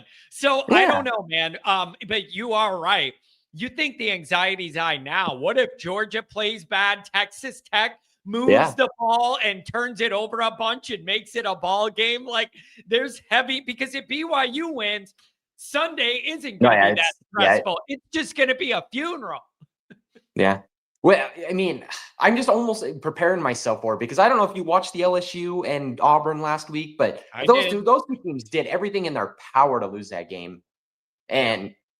And I'm just almost preparing myself to watch Texas Tech just turn the ball over every time they touch it, and Yeah. Georgia to just I don't know. Yeah. I So got some faith in Kirby, and I got some faith in that Texas Tech team too. So, but yeah. that Texas Tech coach does hate Notre Dame. I'm almost like paranoid that he's just gonna throw that game just to screw us over. Yeah, it's so I don't know, man, but I do find it amazing. Somehow, some way, Notre Dame finds themselves absolutely in the middle of all the drama. It's just Yeah. amazing to me. You just find yourself there, right in the middle of it. It's so Notre Dame-y. Anything else, my friend? Really good call from you as well. You guys are doing a great job today. I love the energy, man. Good job by everybody. Well, I almost just have to end it off with just laughing at Penn State a little bit on their recruiting class. I have to laugh at them just a little bit. I think firing James Franklin was very ridiculous for them to do. I said it at the time when they fired him. I said that was a very dumb move, and now you're seeing the fruits of that. I mean, they got they finished like with the 150th class. They still don't have a coach, but I couldn't think of a better fan base for it to happen to because after all the stuff that they were going through, after Marcus Freeman was stuffing James Franklin in a locker for the whole off season. And just all the Miami fans all over the place, just talking mad crap. I mean, if you Jared, the Penn State thing, when they first fired Franklin, I said, you just got to make sure you're playing with fire. When you decide a guy that wins you 10 or 11 isn't enough, 10 or 11 games isn't enough. I understand why they did it, and he was going to get booed out of the stadium. It was untenable. Like, I understand why they did it. But if you're doing that move and you're firing a guy that wins 10 or 11 a year, you got to have a plan of what you're doing next and be really confident it's going to work and be fast. You can't do that and then be one of the first to fire and last to hire. They messed it up. Letting it get by signing day really messed it up. Now they're going after Matt Campbell. He does more with less where he's at. Could be a decent fit, but he would be number 20 on their list for a reason. Yep.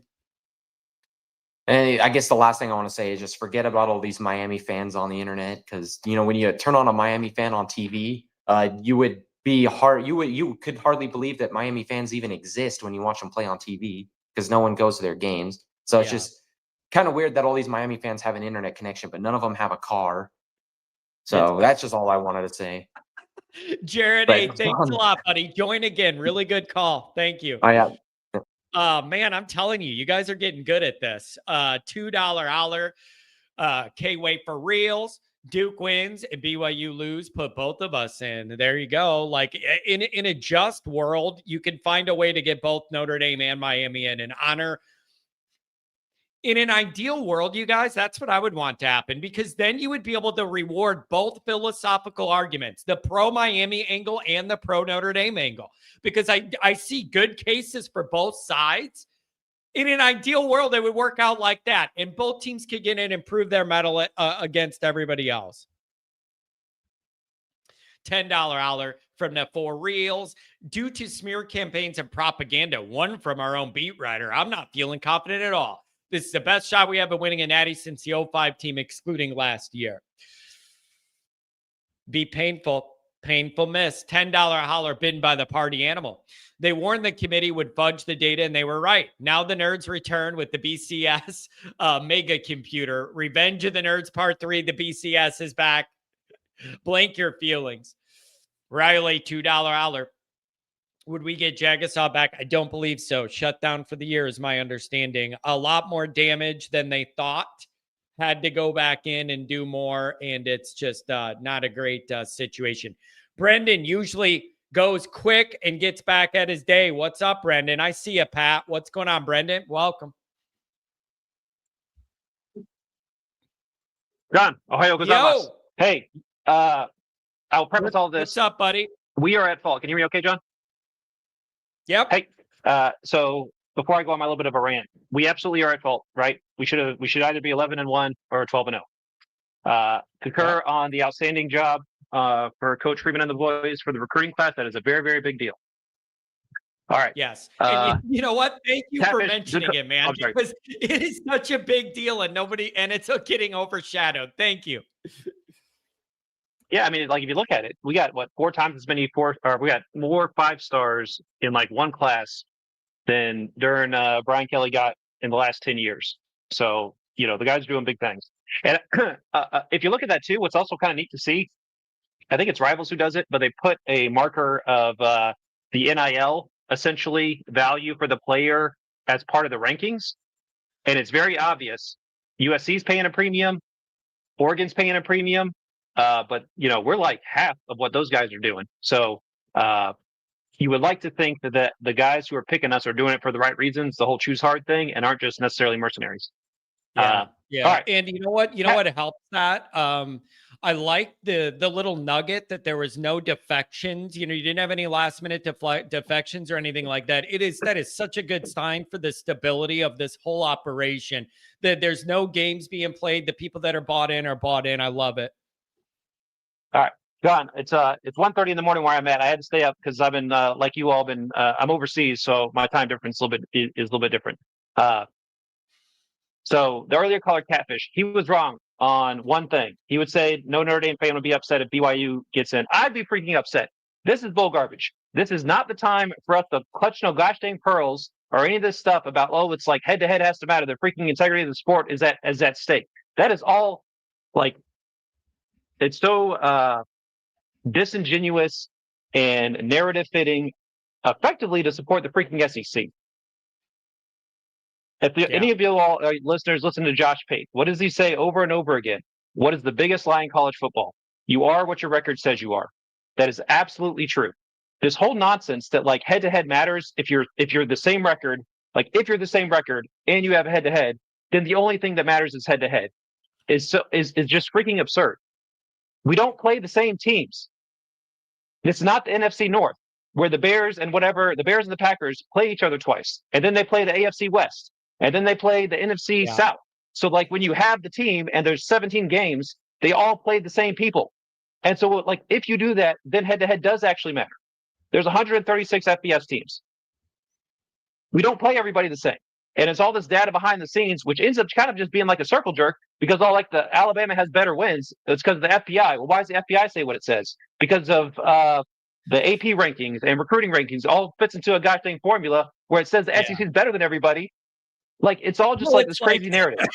It's like the thing with the statistics and the numbers and everything. Well, right, but somebody's programming all of that in to shoot out the data, right? Like you can always go back to find an angle somewhere, right? Yes. All right. So I will just say, so overall, your record is not what you says it is. Let's say it is. Like the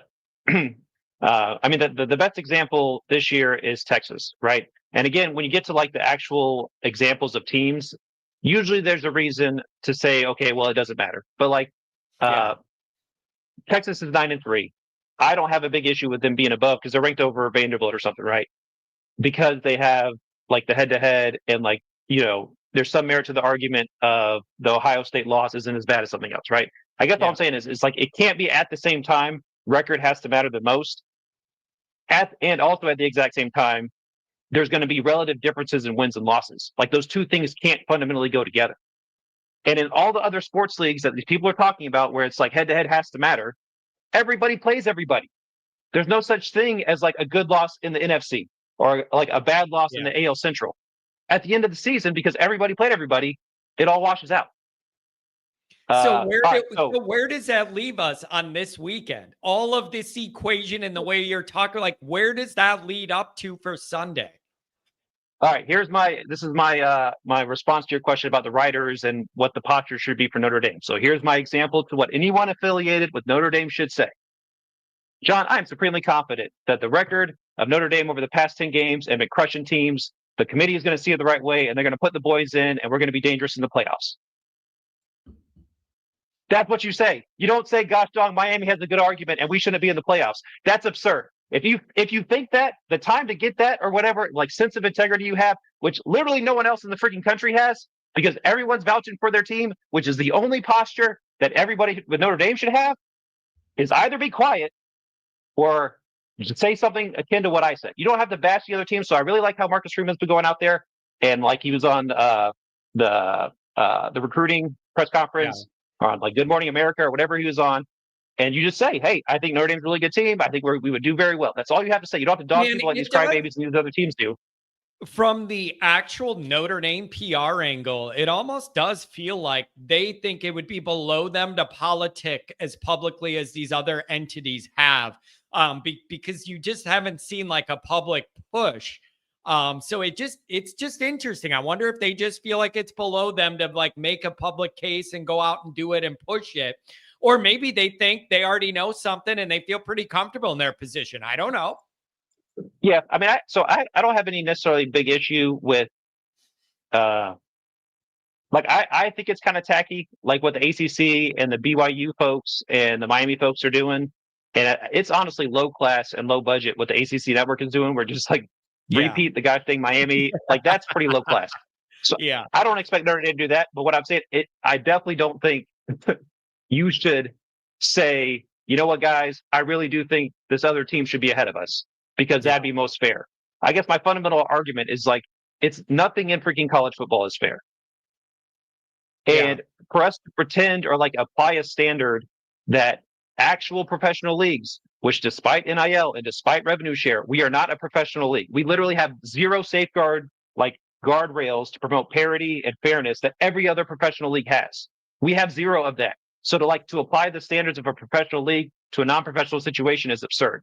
Yeah. I took some laborious notes. The other thing that I think it gets wrapped up in the writers situation. Where the heck was your sense of integrity with all the bull garbage Brian Kelly was going on and not recruiting and not trying hard, but you kept your mouth shut about that, but you can't be legit or, you can't keep your mouth shut in the next 3 or 4 days to help not, spread a false narrative that might, I don't know if it's going to impact. Brendan, I get it. Give me a break with that. I get it, but having 1 foot in that door and 1 foot not and seeing behind the curtain, it is a tough job. If you're going to go against the head coach at any program, your credential's going to be gone and your outlet ain't getting in the building anymore. It's a very tough dynamic. We want all of our people to ask tough questions and let it rip and all that. Man, you go in there and do that, you ain't getting in the building after that. It's a tough dynamic. No, I concur, and I can understand that, but I guess I would say I would not be upset at all if Notre Dame applied that same logic to folks who essentially argued against Notre Dame to make the playoffs for whatever term of favor or sense of fairness they think that Miami should get in over us. That's like absurd. That's like that would, in my mind, that's the same thing as like calling Brian Kelly out publicly for not recruiting at the press conference. Now, will they do that? I don't know. Dude, I felt the most, Brendan, I felt so like justified when Kelly left and all of the legacy media was free to like start sharing all the stories. And I'm like, I felt a real sense of validation that I knew all this stuff. And then finally these guys had the freedom to be able to say it. That was really enjoyable for me. On a personal vendetta level, I enjoyed the hell out of that. No, I get that. And I mean, it's like, I don't necessarily have a huge issue with that. What I have, I just, it definitely rubs me the wrong way for guys who are supposed to be on your side. If you don't want to say that you think, like, just don't say Miami should be in. Just like filibuster or change the subject or just do what Marcus Freeman does. Just literally talk about Notre Dame. It's like, we got the best players. Jeremiah loves the best. And then after the fact next week, when it's all over, well, you know what? We should have won our games. Best of luck to Miami. You can do it in a high class way, but it's absurd to like dog your own team. For what reason? Oh man, this is just like that makes no sense. This is just the Notre Dameiest of Notre Dame scenarios, man. It is amazing. So, Brendan, where do you want to go from here, buddy? On the way out before you can crash out and go to bed. Where are you? Japan? Where the hell are you? Yeah, I'm in the Navy, so I'm overseas. So it's my Saturday morning, so we're doing all good. No, I appreciate it. The other thing is, so I think it was on the Wednesday call, so usually I have to listen to these, not live or whatever. Our situation this year has absolutely nothing to do with joining a conference. I really wish you were more pumped up about joining a conference. We have got to stay independent. The fundamental issue of college football being jacked up right now is the size of the conferences. It makes it promotes the cupcakes out of conference. It makes a lot of the data useless. It Like the Big dilutes, 12, yeah, it dilutes a lot of the overlap in playing in conferences that used to determine who is the best or not. It's diluting some of those schedules. Yeah. like all the models need data points between the conferences for even to make any sense. So like when BYU posts like, oh, we're number 3 or whatever, or number 7 or whatever in the FPI, it honestly doesn't make any sense because they're only relative. Like the FPI, or I'm sorry, their games were only against other teams in the Big 12 and cupcakes. And so like an FPI was just supposed to be a national indicator of overall team quality without any cross-pollination between the conferences makes it meaningless. It makes each data set kind of stand alone rather than be compared. Yeah, that Brendan, that makes sense. So what do you think, man? Do you think Notre Dame survives this on Sunday, or what? If BYU loses, do you think Notre Dame survives this, or what? Again, here's my non-professional football take and what everyone in Notre Dame should say. John, we're going to make it. It's going to be awesome. I think it was they're trying to help out Alabama, so when they lose, we can bump up to 9. And Irish are going to crush it. Let's go.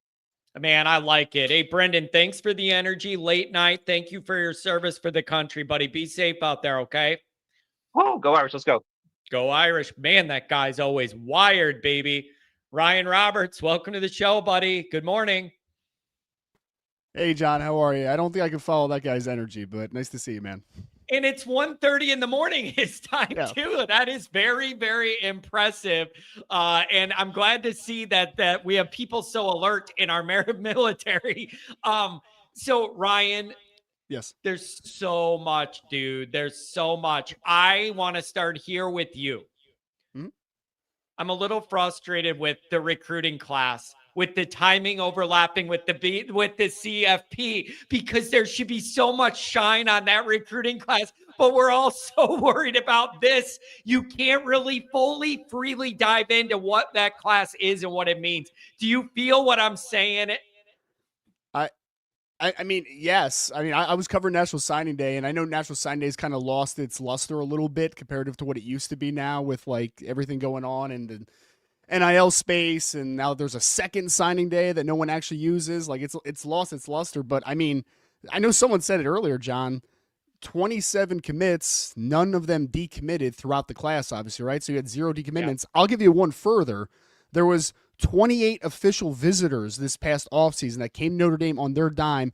27 of them committed to Notre Dame. The only one that didn't was a tight end that they didn't have room for anymore, and they kind of were just like, hey, if you want to come, great. It was Evan Jacobson that I think signed with Texas A&M. They're like, if you want to come, great, but we're not going to really pursue you because we have Ian Premer and we have Preston Frizzell. Like, we just don't necessarily need a third tight end in this class, but you can come if you want. So, yeah, man, it's the best recruiting class probably since the early 90s. You know what I mean? Like, it is a phenomenal class. Yeah. But I think the fact is, and I talked about this a little bit on a video this week, kind of getting back to the initial point, to have no decommitments in this era is insane. Like, and we don't talk about that enough. In the world of NIL and Hayes Fawcett's on Twitter saying, flip season, not having a single decommitment when you had all your kids committed before the 2025 college football season started, and you had to wait and hold on for months to solidify this class. Testament to Marcus Freeman and his staff. They identified the right kids, they closed on the right kids, and they held on to them, which is crazy in this era. Yep, it's a really, really, really good job. I think, Ryan, this kind of class is what people envisioned Freeman building here. It was like when he started, you were like low on experience. He's going to have to learn as he goes, but the recruiting should be strong to like make up for some of that while he gets his feet under him. Yep. Dude, Ryan, you're looking at it, and how many Notre Dame fans of this era would ever thought at signing day you'd be ahead of teams like Ohio State, Georgia, and Alabama? And that USC ranking is a little iffy with how many guys they took and how many 3 stars and everybody else. Like, this is a legitimately elite class, and here's the other part, Ryan. Yes. How many times have you covered these Notre Dame classes and people talk about something being a good class for Notre Dame? You know what I mean? That little caveat of like, for Notre Dame, that's a really good class. There is none of that label. It's just elite now.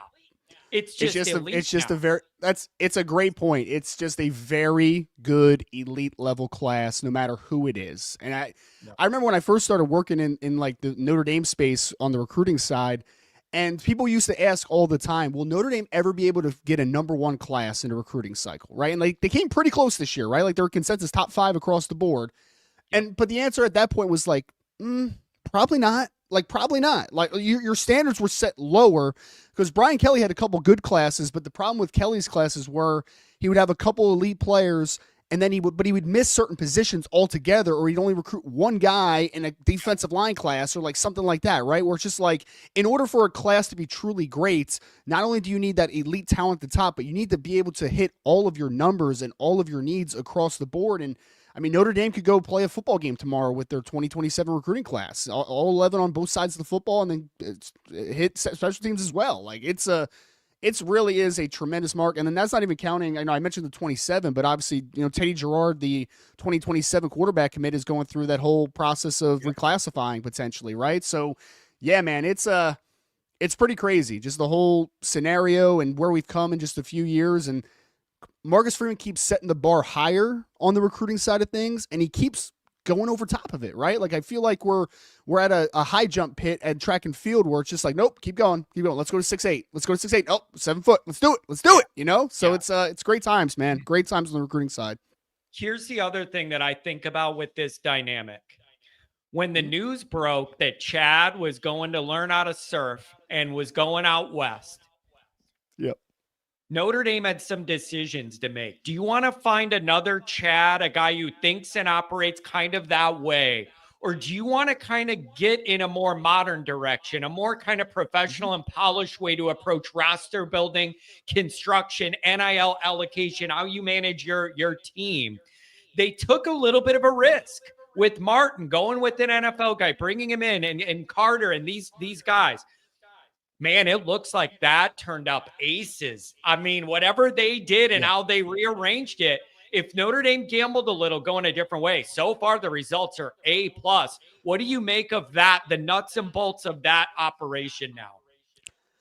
I think the part that we haven't even been able to find out about with Mike Martin and just kind of his staff overall is obviously the recruiting is first and foremost, but Mike Martin as the general manager is dealing with the portal stuff too, right? And I think that's actually where his background is going to help us potentially the most, because we don't even know what his portal haul is going to be this year, next year, because he's obviously on the professional lens, so he understands more like what a really good college football player looks like, a guy that maybe is going to be an NFL draft pick, and so on and so forth. So I think that professional eye is going to help a lot in the transfer portal side of things, especially. So we haven't even gotten the full scope of Mike Martin. I think that the great thing about Martin comparative to the rest, because Chad was much more like glitz, and he liked to do those little events where, they're in like the leprechaun uniforms and they pat dudes down with FBI outfits and like all that. Like he'd like to do the cute little things, right? Like the recruiting stuff, which some 16, 17-year-olds like. Ryan, yeah. Goolsby holds that leprechaun outfit against him. Everything we do on Patreon, Mike will be like, oh, you mean all we got to do is dress like leprechauns in the parking lot? We'll land a top class? Like, he can't stand that leprechaun outfit. Leave that to me on Halloween, all right?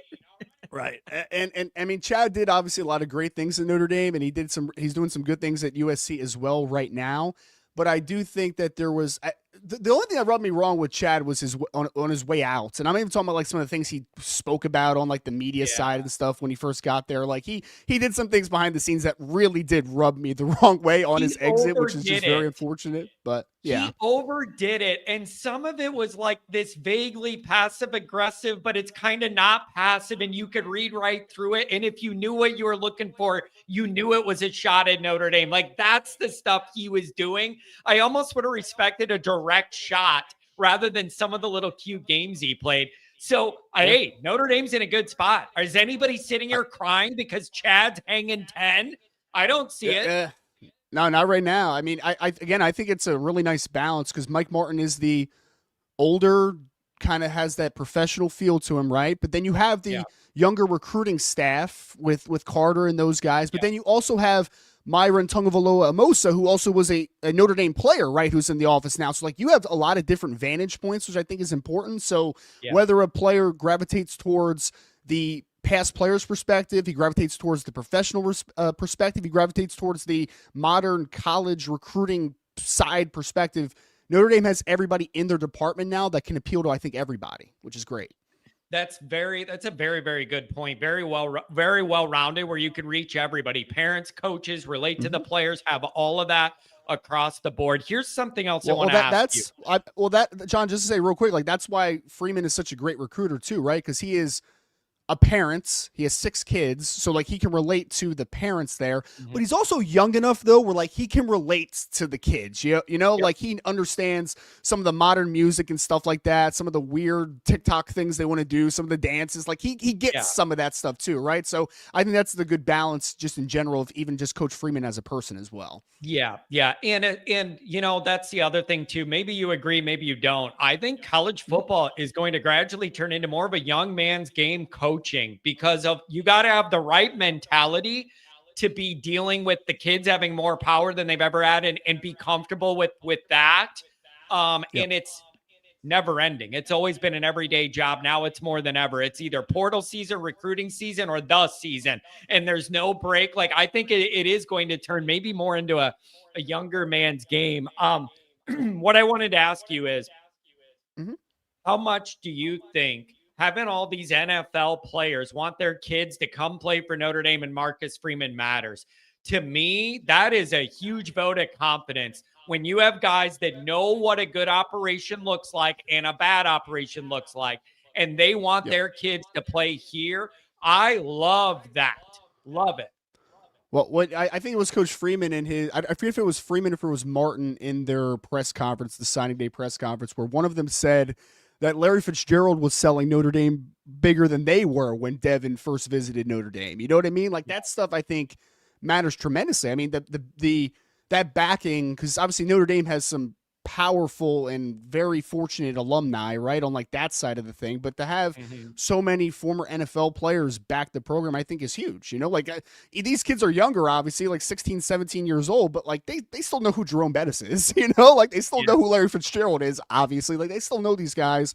If not, their parents obviously know these people, right? So I think that helps tremendously. It also gives you a validation of there's a pathway to get there. Like you talk about a Joey O'Brien wanting to come play at Notre Dame, and obviously Kyle Hamilton's a big selling point for him being a 6'4" safety. But I mean, you don't have to just settle on Kyle Hamilton. You could say, hey, we also have this guy named Harrison Smith. We also have this guy named Julian Love. Like we're doing really well professionally in several different areas.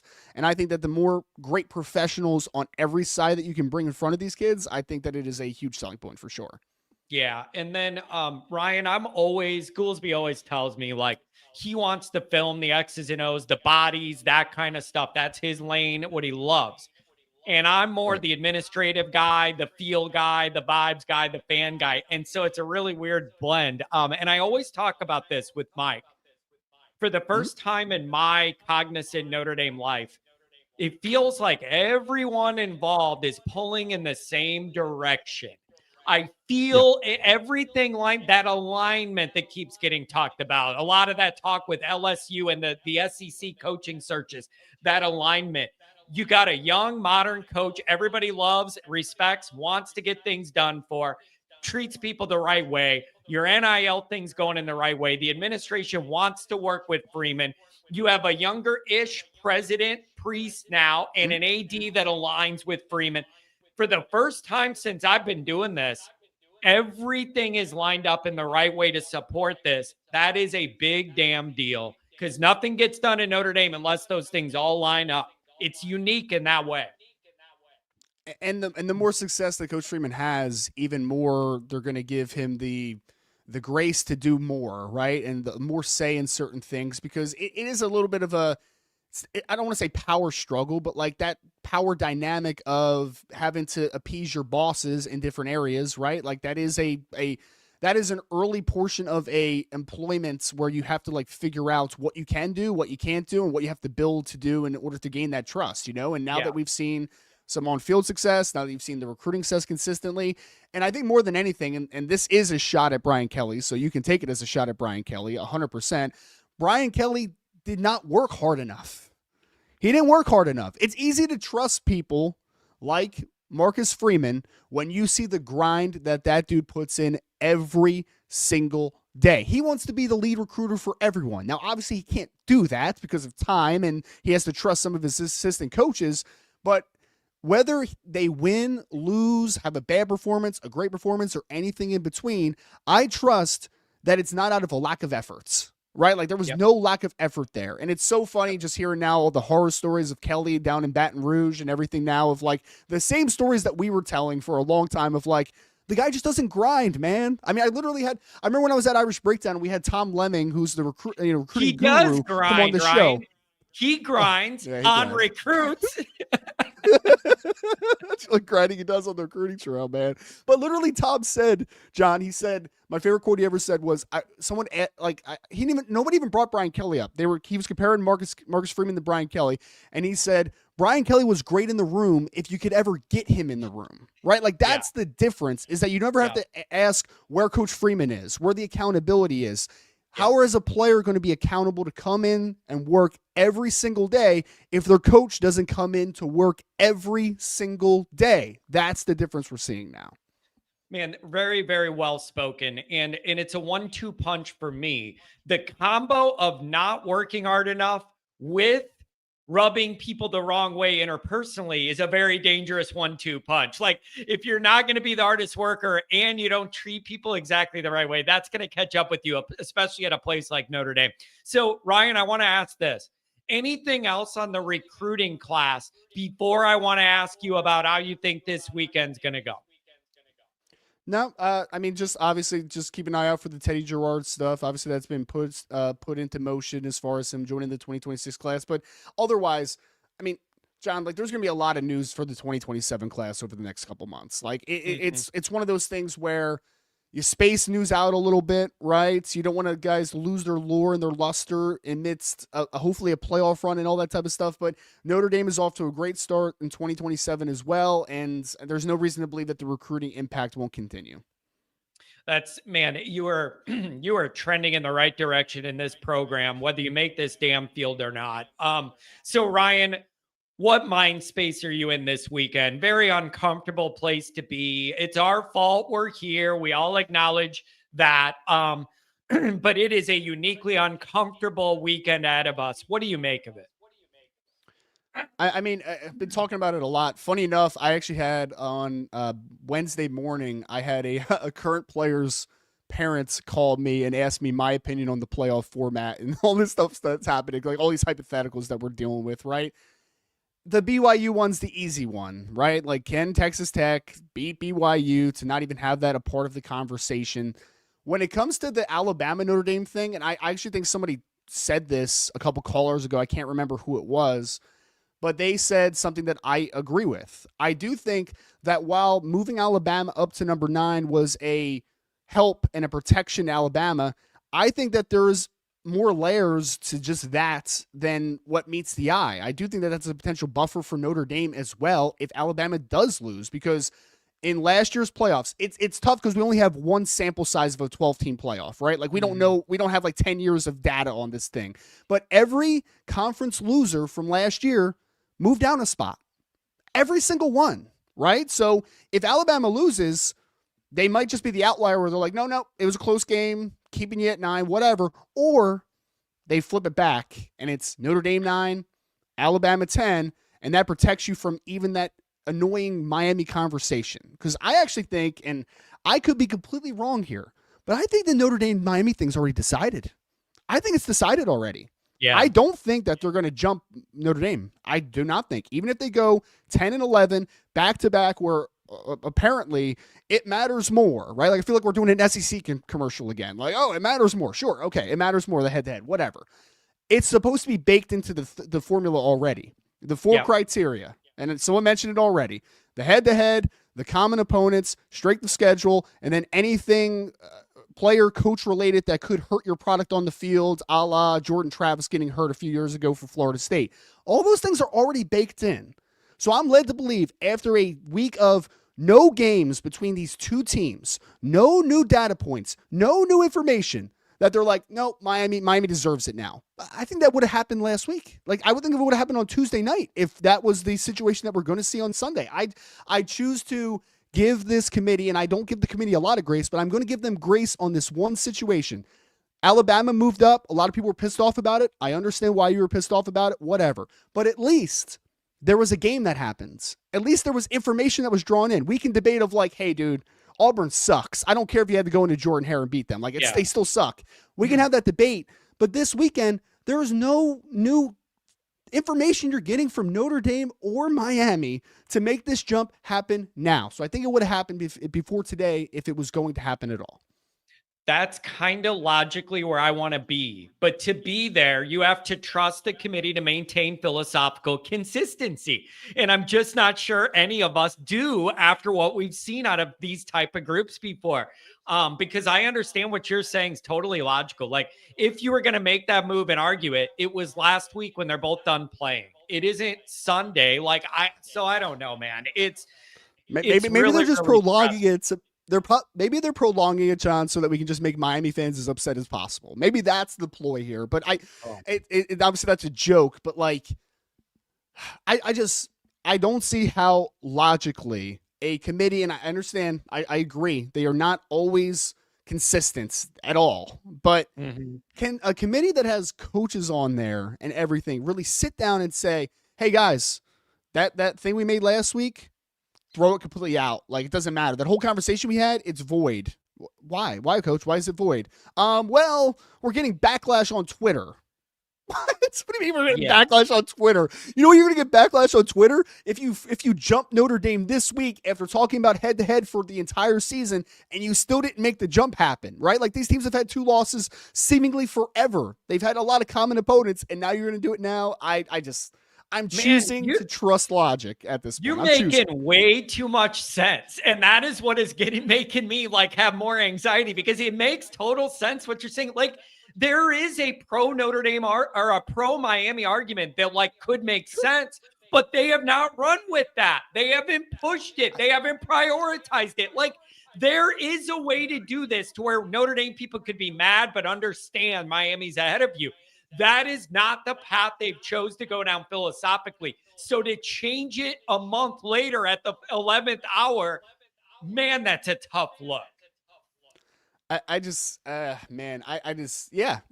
if you change it last minute, it makes you look worse 100%. I think this, John, I know a lot of people were mad at what Tim Priester said or whatever. And like, I think there's 2 sides to that conversation. I really do. Cause in journalism, when you're in those classes and getting that degree, one of the first things that your journalism professor tells you is like, hey, you can't be biased. You have to be impartial, right? So like, I'm not here to throw shade at Tim Priester because I think Tim's awesome. I think he's one of the best. But that being said, with the whole Miami Notre Dame conversation, if they would have jumped Miami over Notre Dame this past weekend or this past Tuesday, I would have been so angry, right? Why? Because I'm a Notre Dame fan. I would have been upset that Notre Dame just got basically pushed out of the playoffs for Miami. I would have been so upset. But if they explained it and said, hey, a lot of the same common opponents, similar outcomes, you lost head-to-head. Yep.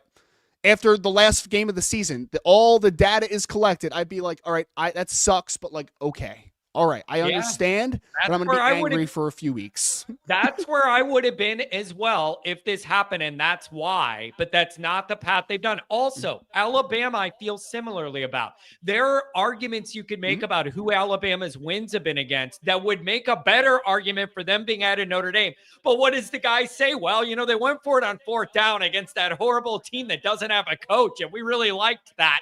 Like, there are pro-Alabama arguments that I think are better than what they're using too. So it all ends up where it's just going to be a very uncomfortable next 2 days for Notre Dame people. You're just going to be on the edge of your seat for BYU. This is the worst. It's so uncomfortable. I know you get anxious. You get anxious, John, right? Like you're an anxious guy sometimes, right? I'm anxious too. I think everyone's got some forms of anxiety these days, But my thing is, I love a little competitive anxiety personally. Like, that's what makes football great for me. That what makes sports great. Like, I want to go into a game feeling. Well, no, that's what I'm saying though. Like, this competitive anxiety is great. You're going into a game, you decide your own fate. Win Yep. or lose, I'm going to live or die with the team. This weekend, this is not competitive anxiety. This is just anxiety. Like, it sucks, Yeah. man. Like, you don't have a dog in the fight. Your outcome now is completely detailed on what others do around you. And anytime you don't have control in the situation, it sucks, man. That's it sucks. You just summed it all up, man. That is it. That is the whole deal here. And then I want to go back to that 9-10 positioning you were talking about how that sets up. Here's something else I thought of, and I don't know if the committee's thought of this or not. If you flipped them back to Notre Dame 9, you would be able to avoid those first round rematches, because it would have set up Notre Dame and A&M right away, and it would have been Oklahoma, Alabama right away. I don't know if they'll ever admit it, but I got a feeling they played it out, and they want to avoid that. So then you could make that flip and avoid round 1 rematches. I don't know if that's a big deal to them or not, but I thought of it. Well, I will say this, is that there's got to be something, whether it's spoken in these committee meetings or if it's just internal for some people, there isn't also a thing of like, hey, what gives the best product to the viewers? Big names, big histories, that type of thing, right? And I'm not saying that's happening necessarily, but you want Notre Dame in the playoffs if you're the committee. Like, you just They want you Notre Dame in and the Alabama playoffs. in for sure. They want Notre Dame and Alabama in for sure. You want them, and if you flip it back to 9, where Notre Dame ends at 9, let's say Alabama loses even a close one to Georgia, but you say, like, hey, you lost the game, let's move back 1. If Notre Dame's a 9-8 against Oklahoma, even though I think Notre Dame will go to Norman and win pretty convincingly in that football game, that is 2 blue blood programs playing in the first game of the season, right? Like, that is, because, I mean, count it this way, like, depending on what happens in the ACC championship game, you might have a 1 too many group of 5 teams in there, right? So, like, that's going to hurt your product just overall. Like, I don't know how many people are going to be chomping at the bit to watch James Madison, all due respect to James Madison play, or Tulane or whoever. But yeah, I think that you want Notre Dame in the playoffs. I don't think that this is some, like, I feel like people think like this is like a conspiracy theory to like get Notre Dame out. Like, let's push it to them. You know, they're independent. We hate them. I don't think that's what's happening right now. I really don't. Yeah. It's but man, it's the Notre Damiest thing of all time, Ryan. We just find ourselves in the middle of the biggest drama somehow, some way. But I was frustrated this week because that recruiting thing should have gotten way more pub than it did. And everybody tried to do a good job. The people that cover it all the time know this is different and did a good job. It's just when the fan base is so on edge, there's a cap to the excitement there could be. Anything else you want to cover, Ryan? Thanks for joining on a Friday.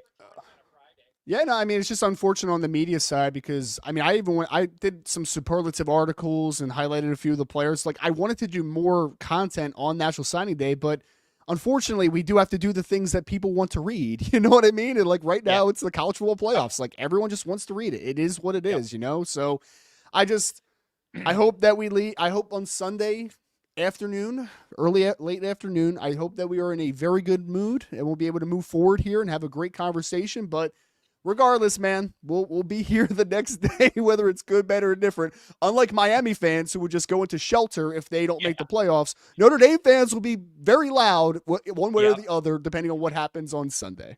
Yep, that's a very, very good point. Ryan, thanks for joining. Let everybody know where they can find and support your work.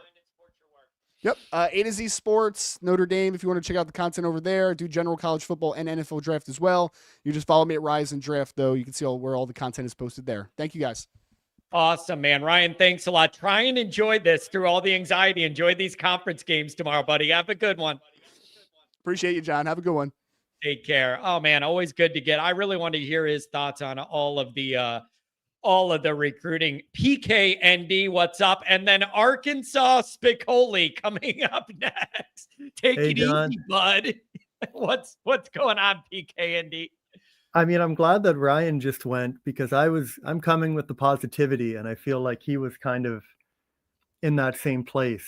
You know, after letting it sit, I've kind of been thinking about it and don't really need to add more to Ryan's point. Like, they ranked us at 10. That's huge. Yeah. That's very positive.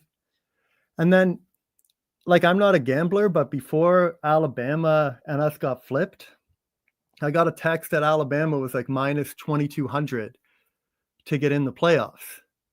And then they flipped us. So it's like the committee leaked something there. So now if you go on FanDuel and you look at odds to make the quarterfinal, Texas A&M is minus 4,000. Ole Miss is minus 165. So they leaked that there's going to be a flip there. Because why do they have Texas A&M, who's in the 7, at minus 4,000? Ole Miss, who's in the 6, going to play the group of 5 teams at minus 165. Yeah, it's interesting to me, the people that follow the gambling side of things very closely are using a lot of these numbers to inform them of what they think is going on. And I find that really interesting, like the inverse but equal odds with Notre Dame and BYU. People were grabbing onto that of like, what do they know that it's like if BYU's out, Notre Dame's in, and those odds are about the same one way or the other. I just think I don't know enough about that world to know how much to believe those correlations or what to pull from. And I would say, like, I don't gamble, so I don't know. But the simple way of putting it is that Texas A&M is a massive favorite to make the quarterfinals, which leads you to say that Vegas expects them to jump Ole Miss, which would mean that the committee leaked information. But Notre Dame's line was at minus 520 right after the committee did to make the playoffs. Miami's was at like plus 7. Now everything's plus 6 maybe. But now everything's evening out with all the media discussion. Like people are just driving action. But the A&M thing, that's well beyond. Like if you're saying A&M's going to play Bama or Miami or Notre Dame, you're not putting them at minus 4,000. Yeah. Oh, man. So, I mean, where does this leave you then over the weekend? Obviously, you got to root, hope BYU loses. But other than that, are you feeling fairly confident then from what you've thought about and consumed media-wise? Yeah, like that's what I had a couple points of positivity, why I'm feeling positive. Because if you look at the committee, they were very specific when they asked them about Alabama. They said, it depends how they look in the conference championship game. Now, Reese Davis kept trying to ask the specific question to the committee that was answered very non-specifically. And if you read what the committee said, they universally praised Notre Dame and they referenced Miami's losses every time. And they said they have not done enough. And the other thing I will say in the spirit of positivity is everybody talks about the buffer, how we lose it if BYU gets blown out and Bama wins or Bama loses in a close game. We could lose the buffer. But if you remember the way they ranked the rankings last year, they said, now we're just going straight to the bracket. They say, we're just going straight to the bracket now. We're not doing it like the other ranking show you can make the argument that buffer already exists because they're just going to put straight 12, straight 11, then 10 Notre Dame. Yeah, man, this is too close for comfort, man. Too close for comfort. And watch BYU pull the upset. And all this Notre Dame and Miami back and forth doesn't even end up mattering at all. Both are out. Both are going to be mad and not know who to be mad at and probably need to just look in the mirror. That would be an all-timer. I don't think it's going to happen. Tech whooped them the first time. Yeah. There's a relief I feel when I think about Sunday at noon. It's either a relief and a heartbreak or a relief and okay, now I need 2 weeks before the playoffs to like recover from this. That's my feeling right now. Like I need to recover before the playoffs. I'm not going to be immediately excited if we're in. It's like, okay, I've been on full high alert and I mean, to me, best case scenario in all of this is Bama loses 58-0. That to me is best case scenario because then it's like you have to put both of us in. Yeah. We never have to hear about this. But the big thing I found, because I think a lot of this is being driven by the media, the big thing I found is just they were very specific about Alabama. Like they said, they can drop. It depends on how they look. They were very non-specific about Notre Dame. But the way it's been reported is Bama can't drop and Notre Dame's out. Like, that's just my opinion on what I see. Like, I stopped watching it, and that's why, like, it's been about a day and a half off watching ESPN, Paul Feinbaum. Yeah. And man, I just feel so much calmer about things. Like I feel right now I'm at 65% they're in, which is 75% Texas Tech beats BYU, and then there's a 10% chance that there's a flip. That's where I'm at. Man, this is it's coming down to the wire, and I mean it is exciting, but this is going to be an anxiety provoking weekend, and the games Yeah. tomorrow and everything else. Anything else, my friend? Thanks for joining PKND. No worries, man. I just wanted to say thank you for doing this show. Like I feel like it's very therapeutic for people during this time to call in and share their thoughts. I know it has been for me. So thank you very much, man. And I Oh, really no problem, appreciate it. man. Thanks a lot. That's really the point of me wanting to do all this, is just to give you guys a voice. This is such a good, loyal fan base. You guys deserve to be heard. So I'm happy to be the connecting tissue here. Thanks a lot, PK. Okay, take care. Have a good one, buddy. Arkansas Spicoli. What is going on in the chat, dude? Apparently, I've missed something. There's a lot going on and a lot of people in here, but apparently there's some beef in the chat that I missed. Arkansas Spicoli. That's a hell of a name. Welcome. What's up, bro? Can you hear me, man? Yeah, I got you. Yeah, I mean, y'all dropped that on me, man. So I had to roll with it. I had to tell my girl who Spicoli was, and she just died laughing, bro. Well, what's going on? Welcome to the show. Thanks for joining. What's up? Man, what's going on, man? The Irish are about to get back in the playoffs, bro. Everything, I mean, going from the 2 losses, which sucked, but like I said, or like everybody's talked about, by 4 points, but bro, pulling it out 10 straight, couldn't be more prouder of the team. This is one of the best teams I've ever seen personally. I went to the Navy game. Dude, that was so amazing. Snow night game, first time I've ever been to a night game. I took my dad with me, man. It was just crazy, super fun. Enjoyed all the people. Got to dap up Love on the walk, man. Just met a lot of great people. Love the Notre Dame Nation, man, like always. And Mishawaka and that whole area is just to die for, man. I love it, man. But talking about the football, I wanted to get up on the recruit class, man, because like I wanted to agree with you, bro. That is one of the best things that's ever happened to Notre Dame, man. And Freeman's doing it, man. The Freeman effect is happening without, with the pay for play and all. So that's a great thing, man. And I mean, what we have now coming back, Tay, all these young standout players, bro, we are stacking. We are stacking. If we do not win a championship within the next year or two, bro, I don't know what we got to do it, but at least we have all the tools. We got the coaching. Hopefully we hold on to everybody through the off season, bro. It's just like amazing. Yeah, it's man, the program really is trending upwards in almost every area that Yes, you want to sir. look at. They are trending upwards. That's why it would just feel like such an unfortunate little setback if you're the bounced out of this playoff, man. This is just it's just the momentum right now is so strong, and if you make this field, it's going to be off the charts. Dude, it's crazy. Like, if you look at our first 2 games, that first game, I guarantee you all of our fans that watch will agree with me. We played the wrong game plan, man. Throwing to the sidelines the whole time, not trusting Carr. We should have let Carr play his game, and we didn't even run the ball.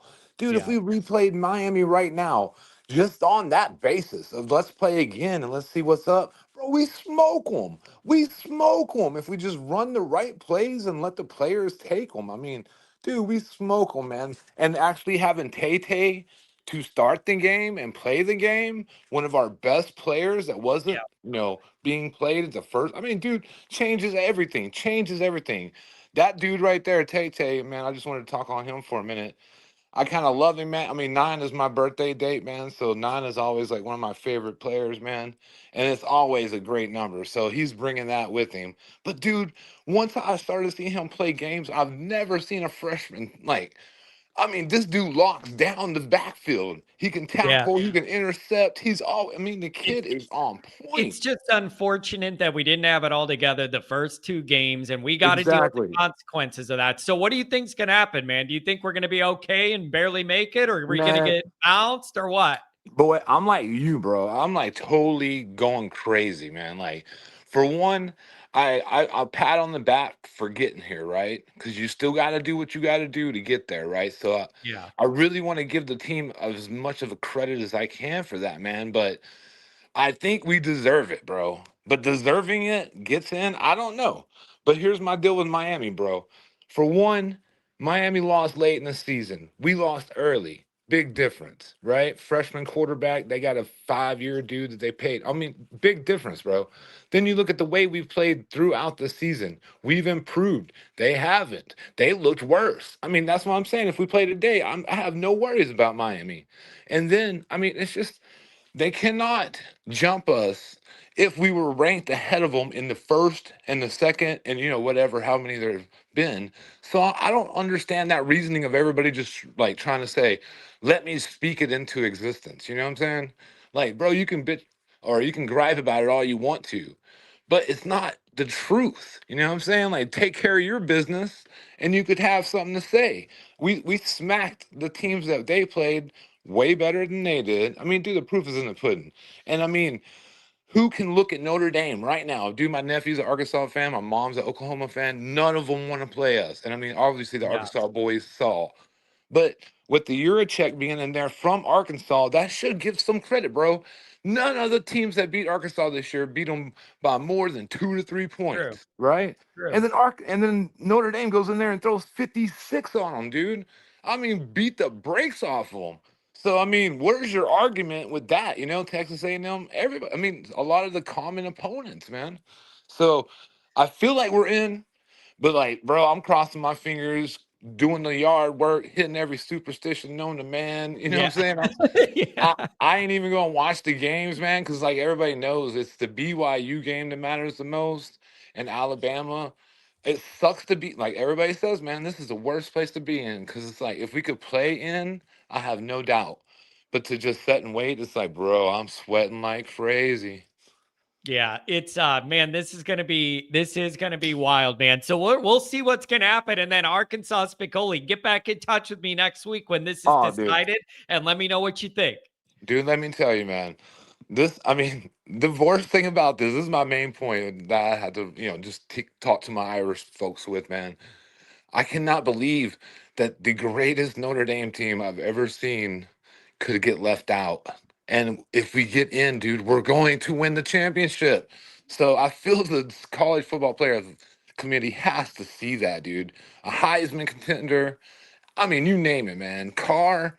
But dude, I mean, I just wanted to give a shout out to your bougie boys real quick too, man.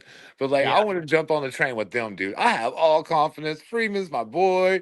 We're going to go all the way, bro. We're stacked. Next year's going to be great. Let's do a tailgate sometime. Hopefully, I can hit one of your games that you go to, man, because I want to like meet up with the folk. You know what I'm saying? Well, let's This go. I'll figure for it real. out. We'll have one for blue and gold, and then we're gonna have 1 or 2 next year. So stay tuned, and I'll let you Dude, know for which real. games. Well, man, appreciate y'all guys, man. And hopefully, God, when I call in next week and say what's up, just to, what I'm saying, either talk about how great the season was and what we got to look forward to, or just get locked in. And like your boys said before me, man, I'm going to need a week or two just to get ready, man. Because, dude, for 2 years, man, I feel like every football season we've had has lasted 2 years. You know what I'm saying? Like by itself, Yeah, I'm like, God, dude, the anxiety of I just hoping every game goes well, then hoping Love stays healthy just for him and for his Heisman contention, man. I'm like sweating like a mug, man. But go Irish.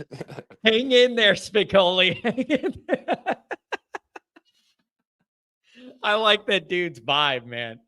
Mark with glasses, what's going on? This chat is something else today. I made a easy breakdown of what the committee is looking at.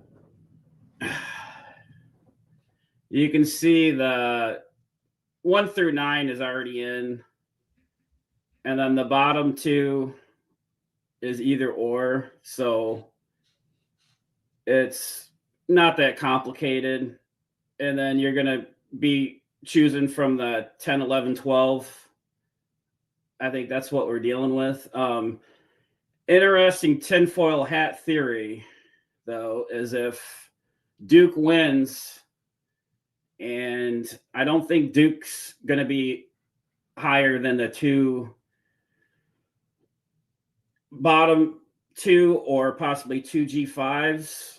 Yeah. My tinfoil hat theory is they do that flip and do that's a picture of Goolsby, by the way.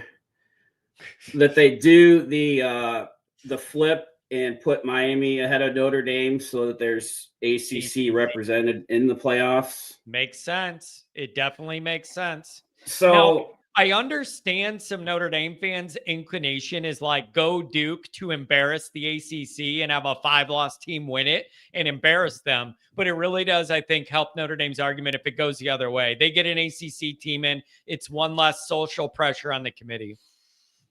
Yeah, and the committee's told us for 5 of their rankings that Notre Dame's a better team than Miami. It's true. And when you look at the head-to-head, like Catfish was saying, that very first game at home decided by 3 points in the last minute. So I think you could take some of that, and then when all the metrics favor Notre Dame, that even adds more weight. But look at this. So this is a committee rankings from the first poll to the most recent poll. So you can see they gained ground, but again, like we've been ahead of them the whole while. So like I said, I think the only switch is if they're kind of worried about that ACC representation, and then we get kind of screwed over that. But I was saying in the Patreon chat, I don't know what it is, but I'm just super excited about this team, and I think we're dangerous, and I think the uncertainty of making it kind of gives it like a little house money feel to it.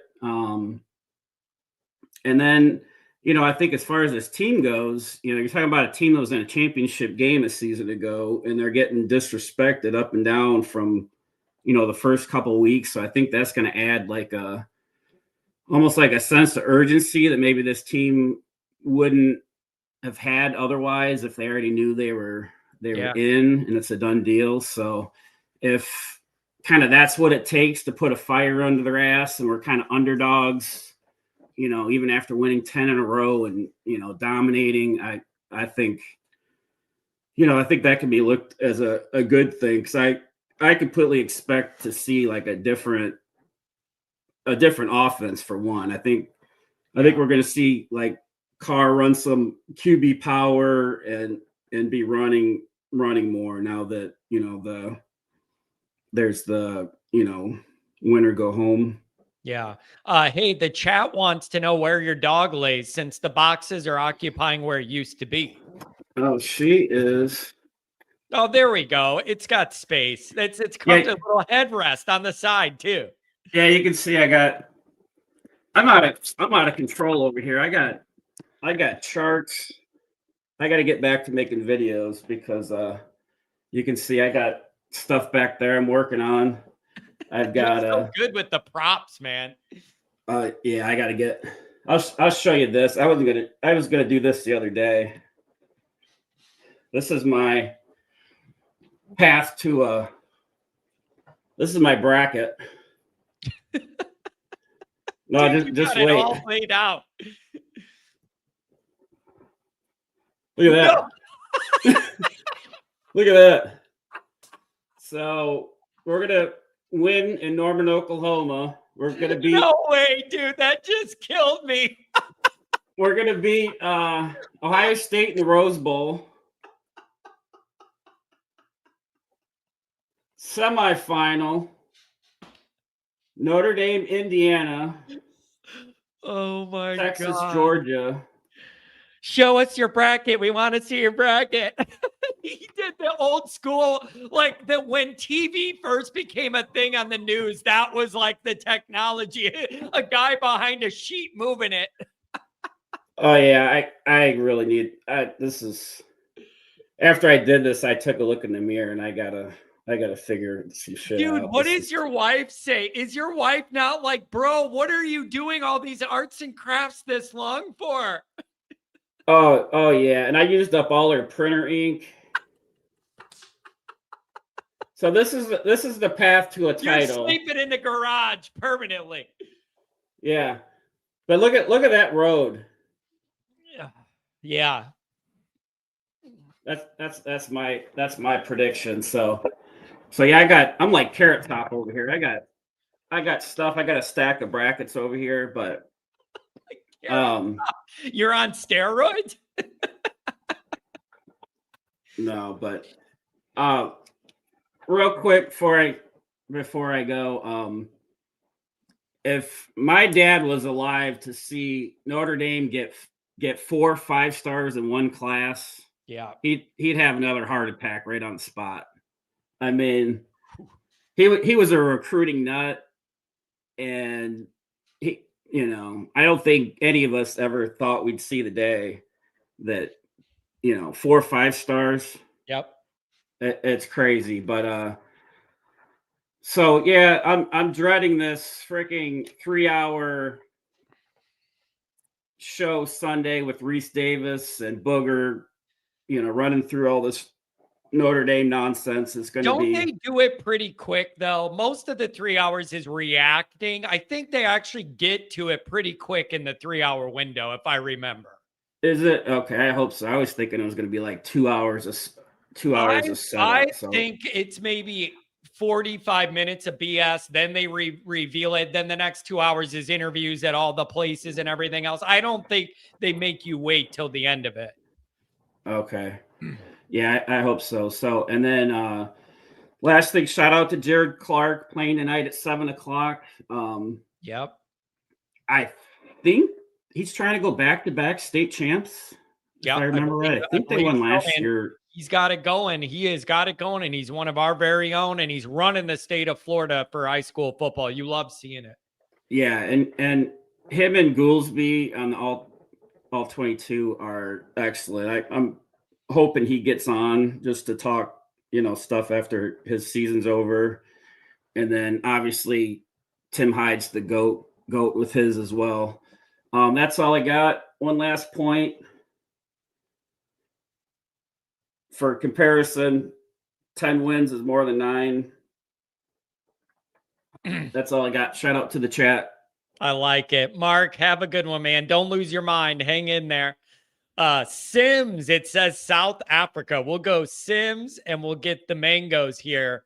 And then I see everybody else has been on earlier this week. We'll see what our time's like. Sims, what's up, buddy? John, I didn't think you'd pick me. I mean, I've been trying to get on the show for quite a while. How's it going, John? Hey, man, thanks for joining. I got people all over the place today. I have one in Japan. Are you really in South Africa? I am in South Africa, John. What time is it? It's actually 7:30 p.m. right now, so. Man, hey, thank you. See, the internet's a wild thing. It connect people from all over the place. Thank you for joining, man. I really appreciate it. What's the Notre Dame fanhood like in South Africa? Well, I mean, I'm probably the only fan in South Africa, me and my wife, to be honest. But the background is that we're Notre Dame grads, so obviously, we need to support the Irish. I've been up many nights, 3 a.m. I think that Tyler Buckner botched hold happened at like 4 in the morning. So yeah, it's one of those. Man, but yeah, John, wild. Very excited about the Irish, and obviously very excited about what's coming along. I don't know if we get in, but if we get in, we're gonna be supporting it all the way until January. So very excited about that. What do you think, John? Are we gonna get in, or I can't believe we have to rely on BYU? Actually, rely on Texas State. The BYU thing, you can't really predict. If they win, we're out. There's no opinions in that. If they win, we're out. But I think Texas Tech will beat them again. And then my inclination is I'm like 60-40, 60 being they have maintained the consistency to have Notre Dame ranked this high the whole way. I hope they maintain the same thing. But I am 40% on Miami's creeping up on you. There's a lot of pressure, and I don't trust these people. So it's a little more than a coin flip. I think we make it, but I don't trust these people to stay consistent. And I'm going to be on the edge until I know it for sure. Yeah, John. I mean, look, if Notre Dame doesn't get in, I'm not going to be up in the morning watching the Pop-Tarts Bowl. So I hope that goes our way. Thank you for taking my call, and huge fan of the show. And I hope you don't get a stroke on Sunday. Oh man, I might have a stroke Saturday and Sunday, double strokes back to back. Yeah. Anything else, my friend? Thanks for joining. I've never had a caller from this part of the world before, and I'm pretty happy about it, man. I love the reach. Yeah, sure. I mean, the show is growing. Like I said, huge Notre Dame fans. Graduated from Notre Dame a few years ago, and I've just followed the show. The run last year to the championship was great. Wish we would have won it, but maybe this year is the year. So very excited about that, and cheering on the Irish from the side, and also cheering on the show. So yeah. Man, I really appreciate it. Thank you very much for jumping on, and stay safe there. I love this connection. There's Notre Dame people all over the world connected. Be safe, have fun, call again, man. I love this. Sure, and Miami does not have fans in South Africa. I can tell you that. So yeah, I mean, it's a big brand. Good. There's only 17 of them, and they all showed up when we played there, and never again. Those home games are empty every other week, but Notre Dame shows up, and they are all about it. Hey, Sims, I really appreciate it, buddy. This was awesome. Thanks, John. Have a good one. Hey, thank you, man. I am just that kind of blows my mind that we're prestige worldwide, baby. The Santa Maria Mangoes. What's up, baby? Hey, that was actually pretty cool. Someone from South Africa tuning in. That is pretty cool, man. You're legit. Congratulations on that one, man. Yeah, I like that. I like that little accent, man. I couldn't imagine the ratings I would get if I had one of those awesome accents instead of this shrieking, shrill voice that I got that you listen to every day. Well, it fits your Irish persona, John, so I wouldn't be too hard on yourself on that one. It's only the way, Yeah. Hey, last time you called, you were hungover after the Ohio State game. Are you Are you in a clearer mind to gauge Notre Dame's playoff worthiness or not, or what? Well, there's a lot to say about that. Okay. I said in the beginning, a long time ago, the beginning of the season in the off season, like when you guys having your championship run, that, the whole conference thing, I think that this is like something like soft blackball. I told you guys that in Notre Dame history, you guys been blackballed before, and I think it's going to start to happen because you guys aren't in the conference, in my opinion. I think that the athletic directors of these conferences, these conference commissioners, including the ACC, ain't going to tolerate Notre Dame being a 2-loss team, being in the playoffs. I think they're still going to grant you guys to be in the playoffs, but I've said this many times, and there's a reason for it, that with you guys not being in the conference and you're winning games, you're ticking people off, and that's probably causing a little bit of stigma on you. So you can call this like a soft blackballing where they're kind of yanking your chain on the media side. What do you think about that, John? Yeah, I think when you're the independent one and this is a conference, primarily a conference thing, you're the outlier, you're the different one. Like if you're a threat, everybody's going to gang up against you. We are used to that. This is that on steroids because it's just lining up that you're in position maybe for the last spot here. So it's just, you're right on the edge. So do you think the Notre Dame Miami thing has already been adjudicated and Notre Dame's above them, or are you still worried that flip is in play if BYU loses and there's spot open?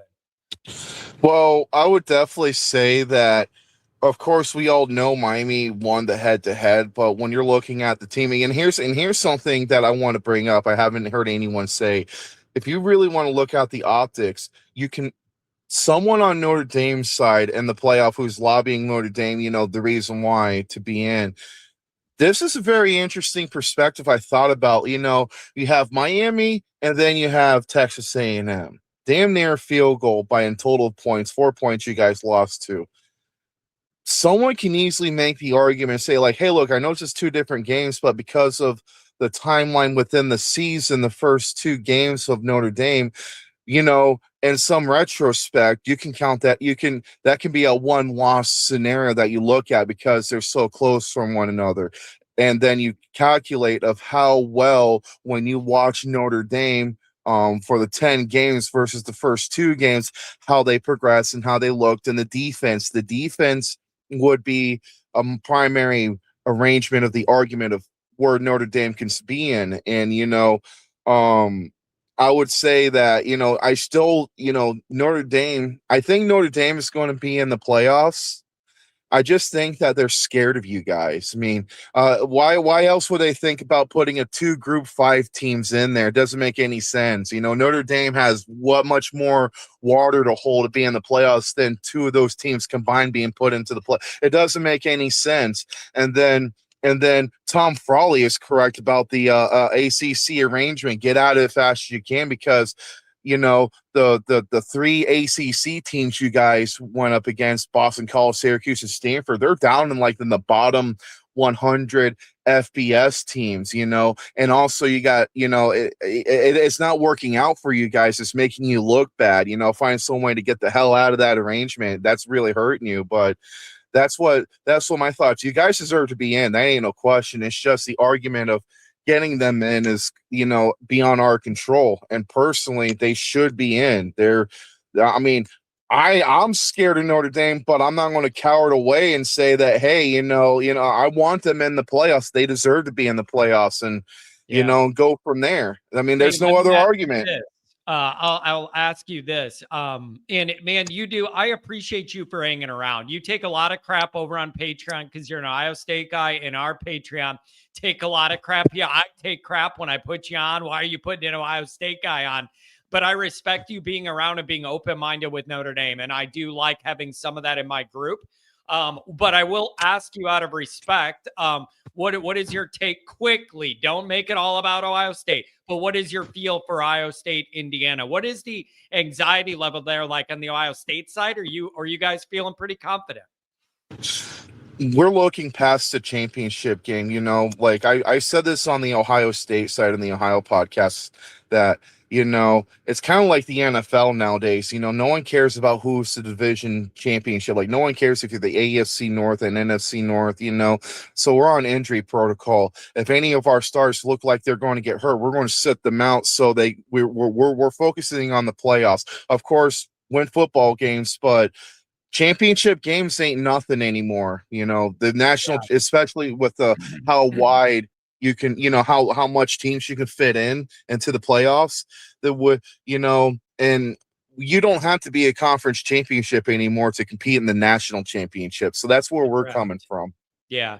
It makes sense, man. So I don't know, man.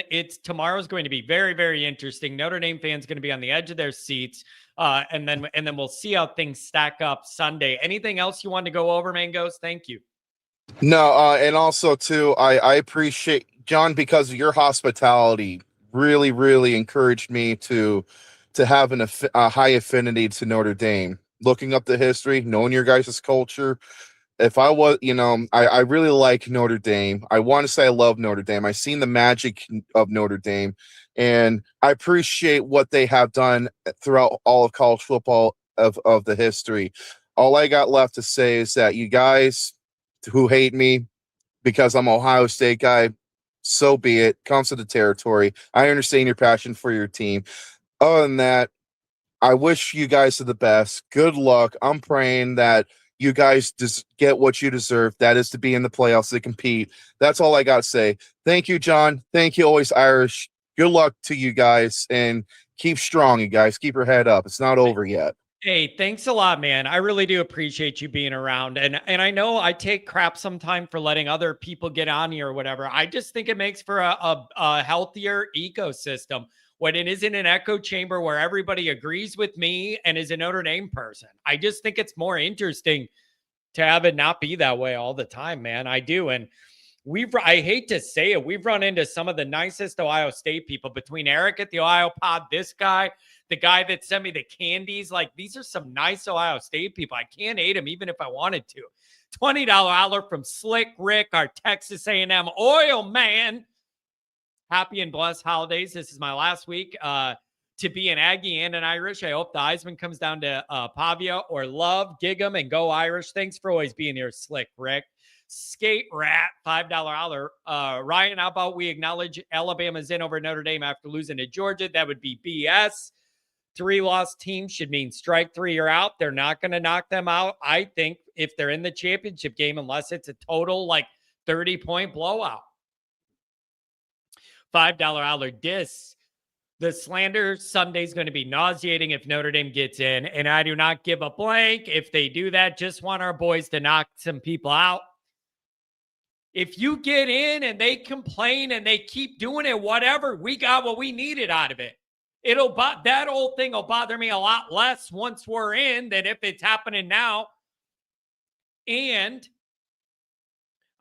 you got to get ahead of these things. I have some media planned if we get in. I have some media planned if we're out. If we get in, you better believe I'm trolling. Are you outside your mind? I already got some creative stuff. And if we don't, I burn it and I drown in my own misery all off season. I don't know. It's going to be wild. It's going to be wild. Oh, boy. All right, you guys, I got to get going. I'm running way late. There's a bunch of people on hold. Every person that's on hold was on the show Wednesday. So I feel good about that. I've got a handful of people waiting. Every one of them did have a chance to speak this week already. And so I feel bad, but I've been behind all week and now I got stuff I got to try and do. And so you guys, I love this. Love this. Love the dynamic. Love all the engagement. Love the different ways to think about all this. I like the engagement. People from different countries. We're getting new people involved in the chat. It's a beautiful, beautiful thing. I love this, you guys. I'm sorry to the people I'm not going to get to today, but every one of them was on either Monday or Wednesday, and I got new people on today. I feel good about that. Thank you for donating. Thank you for calling. Really strong shows this week.